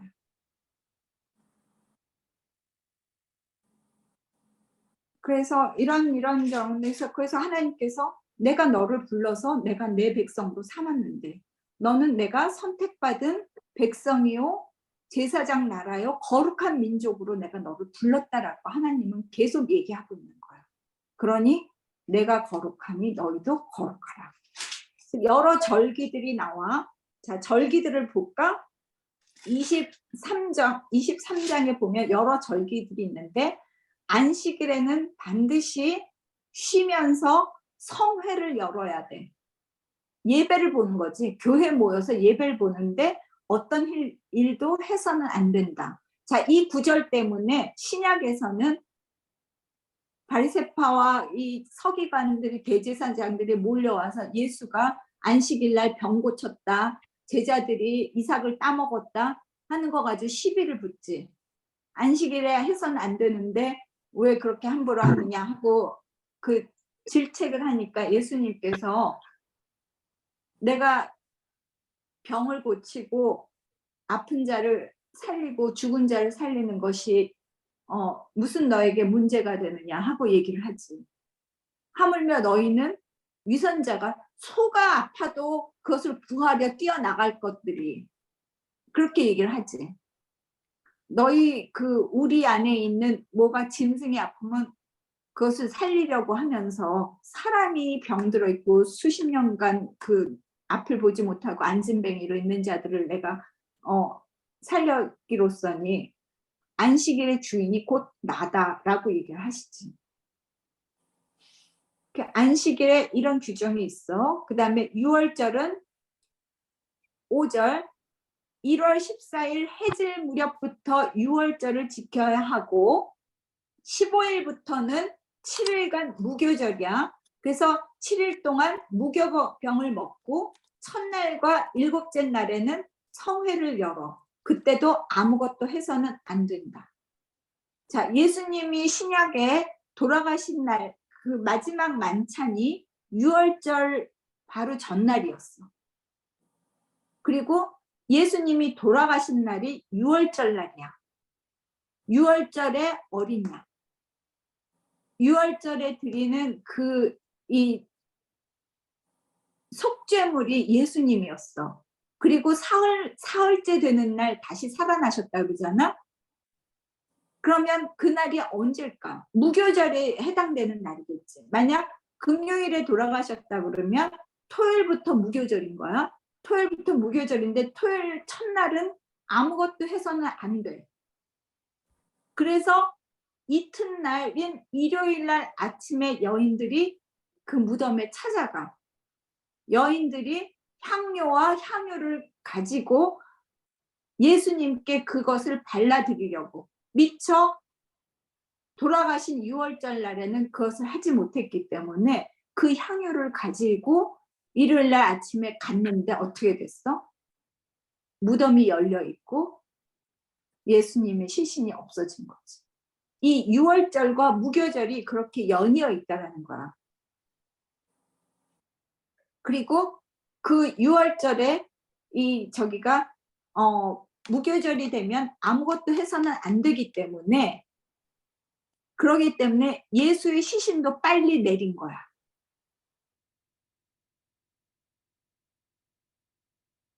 이제 그 7일 동안 하지 않고 맨날 제사 지내고 거룩하게 보내고 무교병을 먹어야 되는데 빨리 시신을 내리고, 그래서 그 빌라도한테 가서 그 아리마대 요셉과 그 니고데모가 가서 그 시신을 내려달라고, 우리가 장사 지내게 달라고 할 때, 사실 로마 사람들은 십자가 처형을 했으면 그 저기를 다 쪼아먹게, 새가 쪼아먹게 그냥 놔두는 게 로마법이야. 그런데 유대법에 의해서는 그날 장사를 지내는 게 법이라서 그것을 내달라고 요청을 해. 사내들인 공유의 의원이었기 때문에 빌라도도 그것을 거절할 수 없어서 그럼 빨리 치우고 이제 무교절 행사를 하자라는 마음으로 내준 거야. 그 유월절과 무교절. 그래서 무교절에는 생업을 돕는 일을 아무것도 해서는 안 된다. 그리고 이래 동안 즐기고, 그 다음에 곡식단을 바치는 절기 초실절이야. 초실절은 뭐 이러고, 그 다음에 두 번째 그 초실절이라는 건 보리를 거둘 때가 초실절이고, 두 번째 곡식은 밀을 수확할 때야. 그게 칠칠절이고 오순절이야. 오순절이고, 그때는 유교병을 먹어도 돼. 화목제, 그러니까 추수감사절 같은 거기 때문에. 뭐 이런, 그 다음에 제일 중요한 게 7월 초하루는 나팔절. 그날은 새해 첫날로 삼아서 그 무슨 유대교 달력으로 뭐 티스리월인가 뭐 이런 그런 아비월인가 뭐 이런 거 있어. 그건 뭐 그냥 몰라도 되고, 그 다음에 초막절 7월 15일부터 7일 동안 34절 보면 일곱째 달에 15일부터 7일간은 주에게 예배하는 초막절이다. 첫날에 거룩한 모임을 열고 7일 동안 매일 주에게 살라 바치는 제사, 번제를 드리는 거야.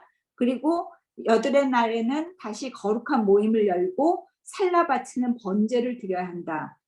이때 아무것도 해서는 안 된다. 그리고 여기에 그런 뭐를 바쳐라 하는 게 보면은 처음에 14마리, 13마리, 12마리 이런 게 쫙 나오는데 그게 한 200마리 되는 거야.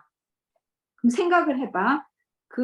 이 성막 주변에서 계속 몇백 마리 저기를 피를 빼내고 가죽을 벗기고 기름을 떼내고 내장, 그 냄새가 얼마나 지독하며 이 파리며 벌레들이 얼마나 저기 하고 그 피비린내가 얼마나 나겠어.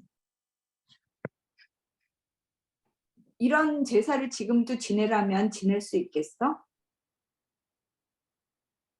못 지내겠지? 난 것 같은데. 지낼 것 같아? 승환이 좀 옛날부터도 제사도 잘 지내고 제사도 잘 지내고 싶다고 그러더니 어쨌건 안식년이라는 것도, 안식년과 희년이라는 게 있어. 안식년이 뭐야? 7년 6년 동안 일하고 1년 동안은 쉬는 게 쉬게 하는 거지. 근데 그 쉬게 하는 게 사람만 쉬게 하는 게 아니라 노예도 쉬게 하고 밭도 쉬게 하고. 그래서 그런 것들을 이렇게 그래서 아니 그러면 우리 뭐 먹고 살라고 안식 밭을 놀려요 이러면은 뭐라고 하냐면, 6째 해에 내가 너에게 복을 베풀어서 3년 동안 먹을 소출이 그 한 해에 나게 하겠다 그랬어. 그러면 왜냐하면 그 다음 해 농사를 안 지으면 먹을 게 없을 게 뻔하고, 그 다음에 그 다음 해 다시 그 곡식을 거둘 때까지도 또 먹을 게 없잖아. 그러니까 지금 추수해서 지금 먹을 것과 안식년 먹을 것과 그 다음 해에 거둘 때까지 씨 뿌리고 거둘 때까지 먹을 것을 다 나게 하겠으니 너희는 쉬게 해라. 그러니까 우리가 얘기할 때 안식일도 마찬가지고 안식년도 마찬가지고 우리가 무엇을 먹을까 무엇을 입을까 걱정할 필요가 없는 게 하나님께서는 들판에 핀 꽃이나 하늘나는 새도 먹이시고 입히시거늘 내가 사랑하는 너희 자녀에게 내가 그 먹을 것과 입힐 것을 걱정하게 만들겠느냐 이거야. 안식년의 이 계획도 그런 거야. 지금도 있으면 좋겠다. 지금도 마찬가지지. 우리가 엄마 아빠도 그렇지만은 열심히 일해서 쉬지 않고 일을 해서 막 뭘 하면은 더 많은 것을 벌어 들일 수도 있었을지 몰라. 그런데 엄마가 막 부동산을 사러 다니고 막 이거 해서 막 그럼 재산이 더 막 불어났을 수도 있어. 그런데 어느 날 교통사고로 큰 사고를 당해. 병이 들어. 모든 게 없어질 수도 있는 거야.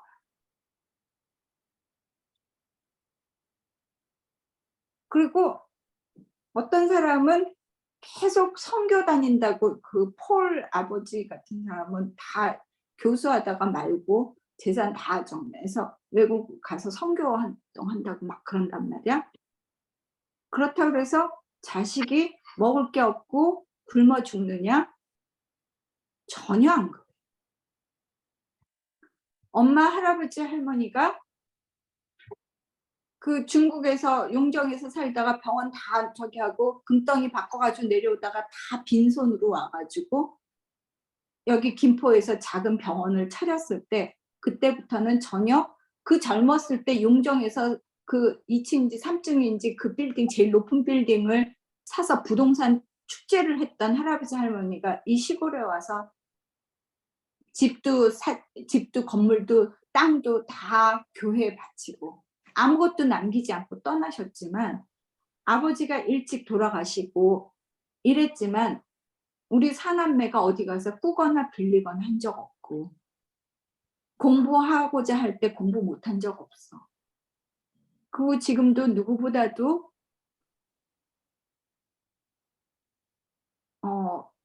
누구보다도 영적으로나 이 정신적으로 건강하게 행복하게 잘 살고 있잖아. 엄마가 준 거야. 응? 네.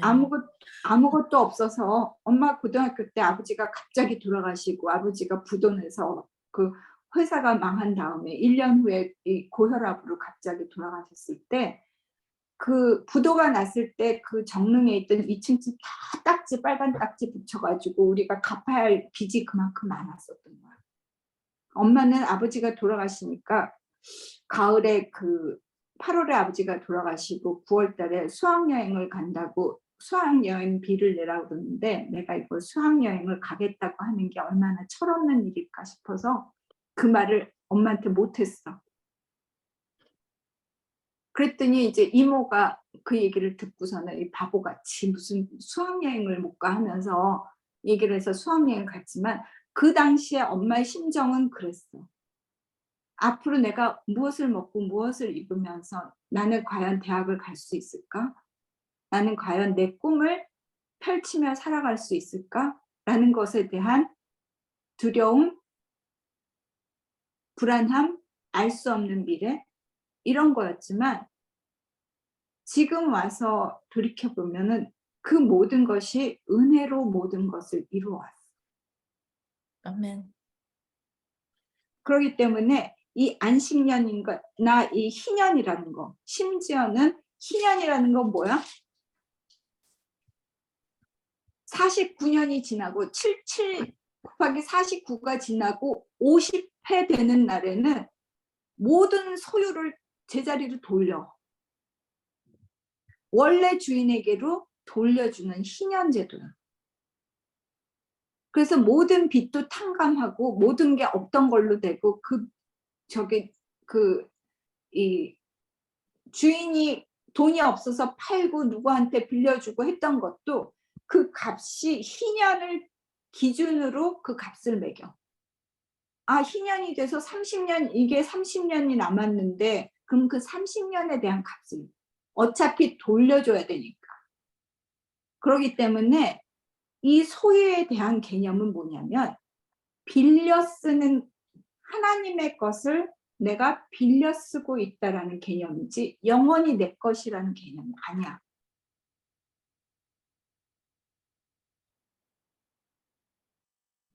그래서 여기 보면은 너희는 내가 이집트 땅에서 이끌어낸 나의 품꾼이다.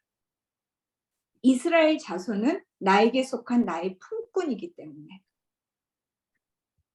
누군가가 그를 종으로 삼을 수도 없다라는 거야. 사람에 대해서도. 그래서 종으로 삼았다가도 돌려보내야 돼.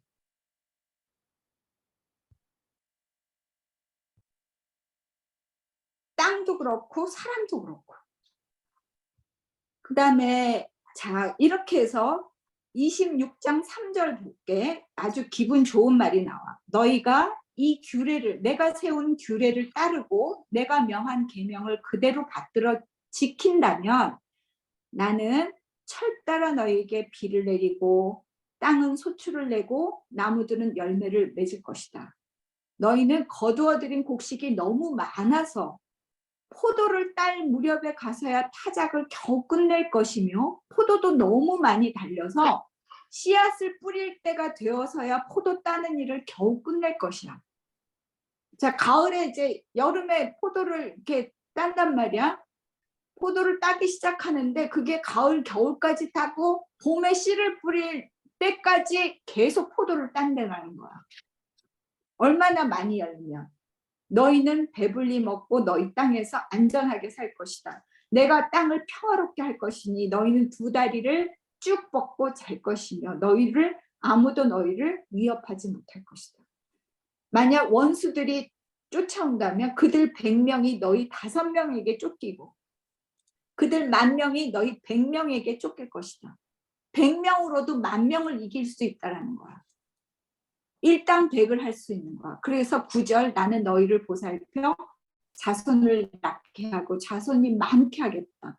너희와 세운 언약을 나는 꼭 지킨다. 너희가 사는 곳에서 나도 같이 살겠다. 나는 너희 사이에서 거닐겠다. 나는 너희의 하나님이 되고 너희는 나의 백성이 될 것이다. 자, 에덴 동산에서 하나님과 아담은 함께 거닐었었어. 그런데 선악과를 따먹은 다음에 나뭇잎 사이로 숨은 거지. 그런데 이제 다시 하나님은 함께 동행하겠다고 에덴 동산이 아닌 이 광야에서 이제 가나안 땅으로 이 백성들을 이끌고 가면서 너희와 함께 거닐겠다고 얘기를 하셔. 그런데 만약 이제 이 명령을 지키지 않는다면 14절 이후에 이제 안 지키면 어기면 나는 너에게 보복을 하겠다고 그래. 자, 보복을 하는 갑작스런 재앙. 폐병과 열병을 보내서 너희의 눈을 어둡게 하고 기운이 쏙 빠지게 하고 너희가 씨를 뿌린다 해도 너희의 원수들이 와서 먹게 될 것이다. 너희는 원수들에게 얻어맞게 될 것이고 너희는 쫓는 사람이 없어도 도망다니는 신세가 될 것이다. 쫓는 사람이 없는데도 늘 도망다니는 것처럼 불안해. 공포스러워. 그런데 이 지경이 돼도 내 말을 듣지 않는다면 너희가 지은 죄를 7배로 벌해서 19절 너희가 자랑하는 그 힘을 꺾겠다. 자기를 믿고 사는 사람. 내가 어떻게든지 내 힘으로 모든 것을 성취해 보겠다. 내 능력으로 모든 것을 이루겠다. 내가 가고 싶은 데를 내가 스스로 가겠다. 이렇게 생각하는 사람, 내가 그 힘을 꺾겠다. 아무리 힘을 써도 너희의 땅은 소출을 내지 못할 것이며 나무도 열매를 맺지 못할 것이다. 들짐승을 보내서 너희 가축들을 죽일 것이고 전쟁을 보내서 너희를 원수의 손에 넘겨주고 먹거리를 끊어버려서 열 여인이 빵을 한 화덕에서 구울 것이고 그러면 너희는 먹기는 먹어도 여전히 배가 고플 것이다. 그런데도 여전히 말을 듣지 않고 거역하면 점점 이게 배가 돼. 너희가 너희 아들과 딸의 살이라도 먹게 될 것이다. 실제로 예루살렘에서 그런 일이 벌어졌어. 구약을 읽다 보면 그런 얘기가 나와. 내가 높은 곳에 있는 너희 산당을 부술 것이고 폐허를 만들 것이고 황량하게 만들 것이다. 땅이 황폐하게 될 것이다. 사마리아 땅이 바벨론 포로가 사마리아 땅에 황폐화 돼서 들짐승들이 있어가지고 사람들이 살 수 없는 곳으로 변한 거야. 역사상의 일서. 거기 그 33절 너희를 여러 민족 사이로 흩어버리고 칼을 뽑아 너희 뒤를 끝까지 쫓게 할 것이다. 그때서야 비로소 땅은 안식을 누리게 될 것이고 땅이 폐허로 버려져 있는 동안 곧 너희가 원수들의 나라로 잡혀가 있는 동안 땅은 쉴 것이며 안식을 누리게 될 것이다. 바벨론 포로로 잡혀간 그 얘기를 벌써 이때 하고 있는 거야. 그리고 원수의 땅에 끌려가 사는 동안 그들의 마음에 공포심을 일으켜 바람에 나뭇잎 떨어지는 소리만 나도 기겁하고 달아나게 하겠다. 그들은 아무도 뒤쫓지 않아도 달아나다 넘어질 것이다. 그리고 너희 가운데 살아남아 원수의 땅으로 끌려간 사람은 조상들이 지은 죄 때문이라도 그들은 약해질 것이다. 저주가 보통 저주가 아니지. 그런데 40절 반전이야. 그러나 그들이 자기들이 지은 죄와 그들이 나를 배신하고 반항한 허물을 고백하면 그리고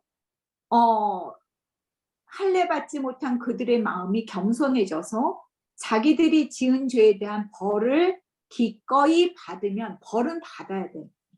기꺼이 받으면 나도 언약을 기억하고 땅을 기억해서 나는 절대로 그들을 버리지 않겠다. 미워하지도 않고 멸망시키지도 않고 그들과 세운 나의 언약을 깨뜨리지 않겠다. 왜? 내가 주 그들의 하나님이기 때문이다.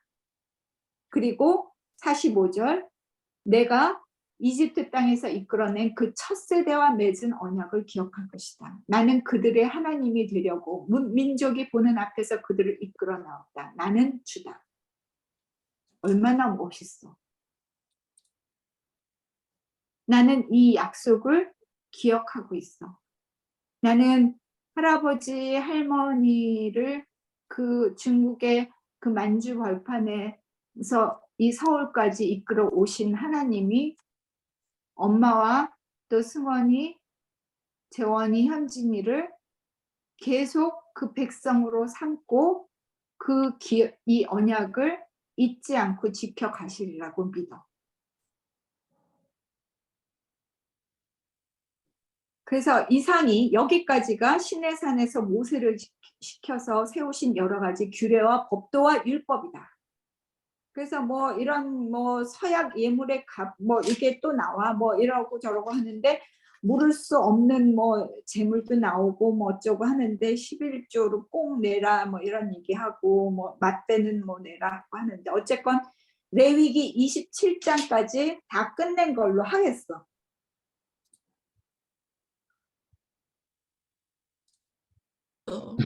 그래서 엄마가 여기서 더 붙이고 싶은 얘기는 우리가 아까 이 히브리서 같은데 보면은 예수님에 대한 얘기가 많이 나오는데 그때 이 속죄제에 대한 얘기가 나와. 그래서 그리스도께서 단번에 죄를 속하사 불의한 자들을 대신하셨다. 그리고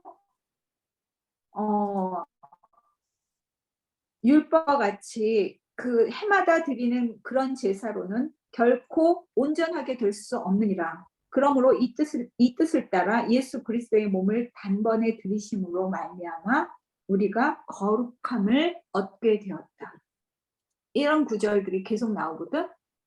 우리는 히브리서 10장 10장을 잘 읽어보면 그런 게 나와. 그리고 7장, 8장 뭐 이런 데도 그래서 하나님께서 예수 그리스도가 그런 말도 나오지. 내가 어디서 나온지는 잘 모르지만 예수님께서 이제부터 내가 새 언약을 주겠다. 너희에게 새 언약을 주는데 내가 너희를 사랑한 것처럼 너희도 서로 사랑하라. 너희가 서로 사랑하면 그것을 보고 너희가 하나님의 자녀임을 다른 사람들이 알게 될 것이다. 이게 새 언약이야.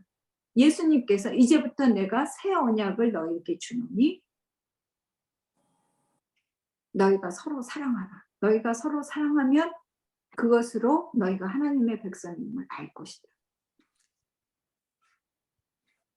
이거는 지금 레위기 막 한 거는 너무 복잡하고 너무 막 기가 막히잖아. 이런 거를 한다라는 건 그 당시에는 하나님은 왜 이런 걸 주셨을까?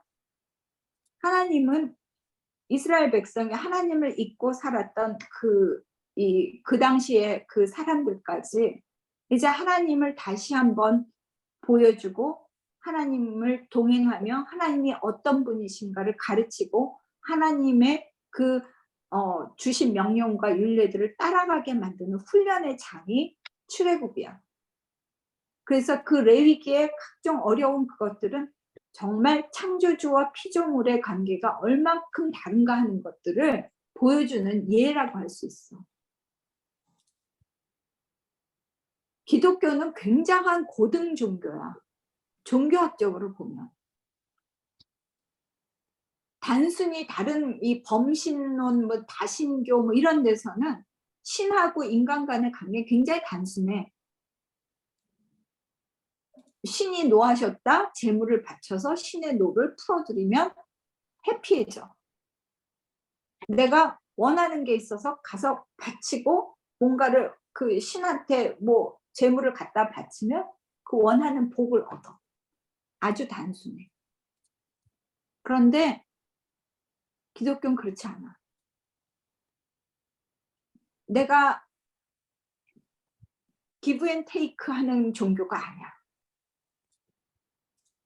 우리는 그 차이를 분명히 하고 그 차이를 인정하고 그리고 그것을 순종하고 낮아지는 것으로 인해서 하나님의 백성이 되는 거야. 나의 복을 요구하는 것이 아니라 하나님의 복을 우리가 따라가는 것이 기독교예요. 그래서 레위기가 이렇게 복잡했어. 그러나 신약에서는 더 이상 이 레위기가 필요 없게 된 거야. 왜? 예수님이 단번에 십자가의 죽음으로 인해서 이 모든 속죄를 다 끝내버렸어. 그래서 사실은 예배를 제사라고 얘기하는 것도 옳지 않아. 더 이상의 제사는 필요가 없기 때문에. 다만 우리가 드리는 기도와 예배와 말씀 읽기, 이것은 하나님이 기꺼이 기뻐 받으시는 향기와 같은 제사, 아까 우리가 그 불살라 바치는 향기를 하나님이 기뻐 받으신다고 그랬잖아. 그런 향기가 되는 거야. 그래서 우리가 거기에서 보통 재원이한테 전에 얘기했는데 그리스도의 향기 이런 말 하잖아. 현진이 지난번에 그리스도의 향기가 되겠다고 그 상무됐을 때 회사에서 그리스도의 향기가 되겠다고 그랬는데 그게 무슨 말인지 알아? 이거는 그리스도의 향기라는 거는 하나님이 예수 그리스도가 속죄 제물이 되어서 불살라 바쳐진 그 향기를 하나님께서 흥향하셨다는 뜻이야. 그래서 우리가 그리스도의 향기가 된다는 거는 우리가 하나님이 기뻐 받으시는 제물 태워져서 나 스스로를 태워서 바치는 향기가 되겠다는 뜻이야. 굉장히 무거운 말이야. 그냥 좋은 복음의 좋은 것들을 이렇게 나누겠다 이런 가벼운 뜻이 아니라 물론 그런 것까지 다 포함이 되겠지만 사실은 내가 헌신하고 내가 순종해서 오히려 그런 그 복음의 좋은 것들을 다른 사람에게 전하겠다라는 그런 뜻이지. 자, 오늘 레위기는 여기까지 하겠습니다. 혹시 뭐 질문사항, 뭐 안 읽었으니까 질문도 없겠지만, 나 질문 있는데. 그냥 이거는 지난번하고 좀 연결되는 질문이긴 한데, 이제 뭐 이집트에 있는 사람들도 그렇고 어쨌든 이런 그 이스라엘 백성들을 일깨우기 위해서 이 이방 원수들을 활용하시잖아. 그렇지. 근데 왜 꼭 이스라엘 백성한테만 이렇게 그 처음에 역사를 하셨을까? 그러니까 뭐 물론 이제 이렇게 재앙 같은 거 보고 일부 이 이스라엘 백성 편으로 들어간 이방인들도 있었다고는 하지만 어쨌든 한 방에 그냥 다양한 민족들한테 확 임하셨어도 좋지 않았을까? 뭐 그런 생각을 했어. 그러니까 이게 뭐 신약에 와서는 이제 다 이방인한테도 다 되고 이렇게 하지만은 왜 처음에 꼭 그렇게 그냥 괜히 그러면은 이 나머지 원수인 민족들은 약간 이 전체 역사에서 좀 들러리 역할을 한 것 같은 느낌이 있는 거야. 그러니까 들러리 같은 역할을 하게 될 수밖에 없었지. 그런데 이제 우리가 그 하나님의 창조 그 저기를 보면은 이 카인의 후예들이 있고 그다음에 함족들이 있고 그 노아의 그 저주받은 아들 함이 있고 그다음에 그 아브라함의 이스마엘들이 있고 에서의 자손들이 있고 인류에서는 그 분류된 것 중에 꼭 선택받은 자와 선택을 벗어난 자들이 꼭 있었어. 그러니까 그 죄의 자손들이 있는 거야. 하나님이 그 중에서 누구를 부르시냐면은 그 중에 하나님을 불렀던 자손들을 부르신 거야. 물론 비록 그들이 하나님을 잊어버리고 떠나 있고 했지만 하나님을 불렀던 아브라함의 그 야살의 책이라는 게 나중에 어디인가 나와. 야살의 책이라는 거는 히브리 민족의 그 야사야. 뭐 이런 정경이 아니고 야사인데 그 야살의 책에 보면 아브라함은 데라와 달리 이미 구전으로 들고 있었던 하나님을 부르던 자야. 그냥 아브라함을 택해서 우르에서부터 나온 게 아니야.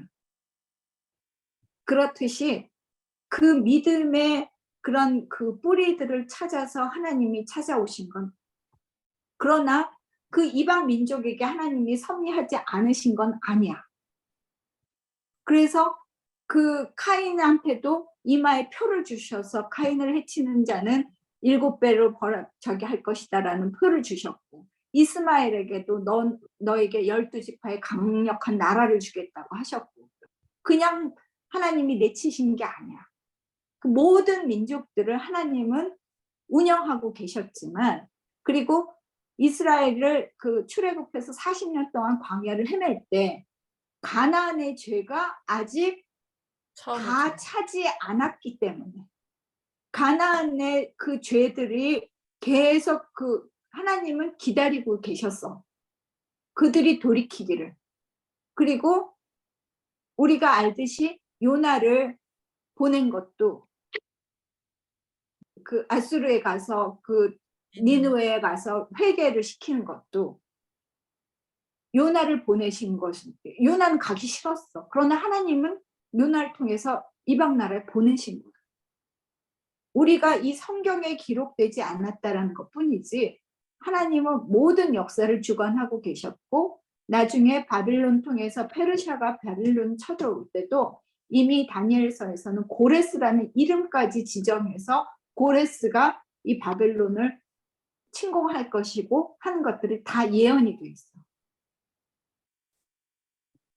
그렇기 때문에 우리가 왜 이스라엘만 하나님이 사랑하셨을까?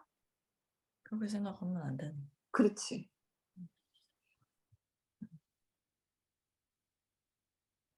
오히려 자, 그런 얘기도 있잖아.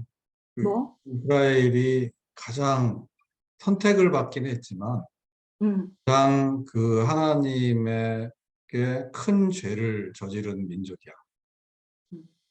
왜? 그렇지. 예수님을 그렇게 그 무고한 그 예수님을 그 십자가에 그렇게 그 보냈고, 또 그래서 그 지금까지도 돌이키지 않고 그동안 해온 짓들을 보면 그래서 그 제일 신약에 마지막으로 구원받을 민족이라. 그치. 제일 마지막에 구원받을 게 유대 민족이라고 얘기를 해.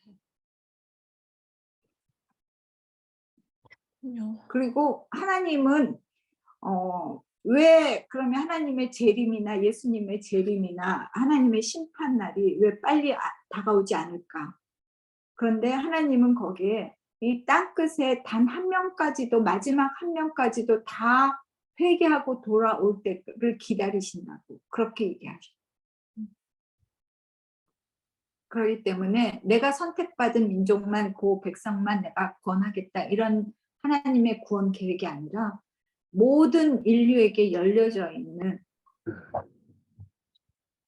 우리는 굉장히 먼저 선택받은 저기 때문에 먼저 받은 복을 누린 자에게는 그만큼 하나님께서 더 많이 물으신다고 그랬어. 우리에게는 엄마 아까 기도했던 그것도 성경 구절이야. 응? 말씀이 너희 안에 있으면 너희가 진리를 알지니 진리가 너희를 자유케 하리라. 그거 미국 대학에 이렇게 써 있는 거잖아. 메리타스. 메리타스 뭐 어쩌고 서울대학교 거기 룩스메아. 뭐 그것도 있잖아. 써 있지? 진리는 나의 빛. 들리는 아 그래? 네. 어쨌건 자 수고 오늘 많으셨습니다. 수고했어요. 감사합니다. 애썼다. 감사합니다. 아유 고생한다.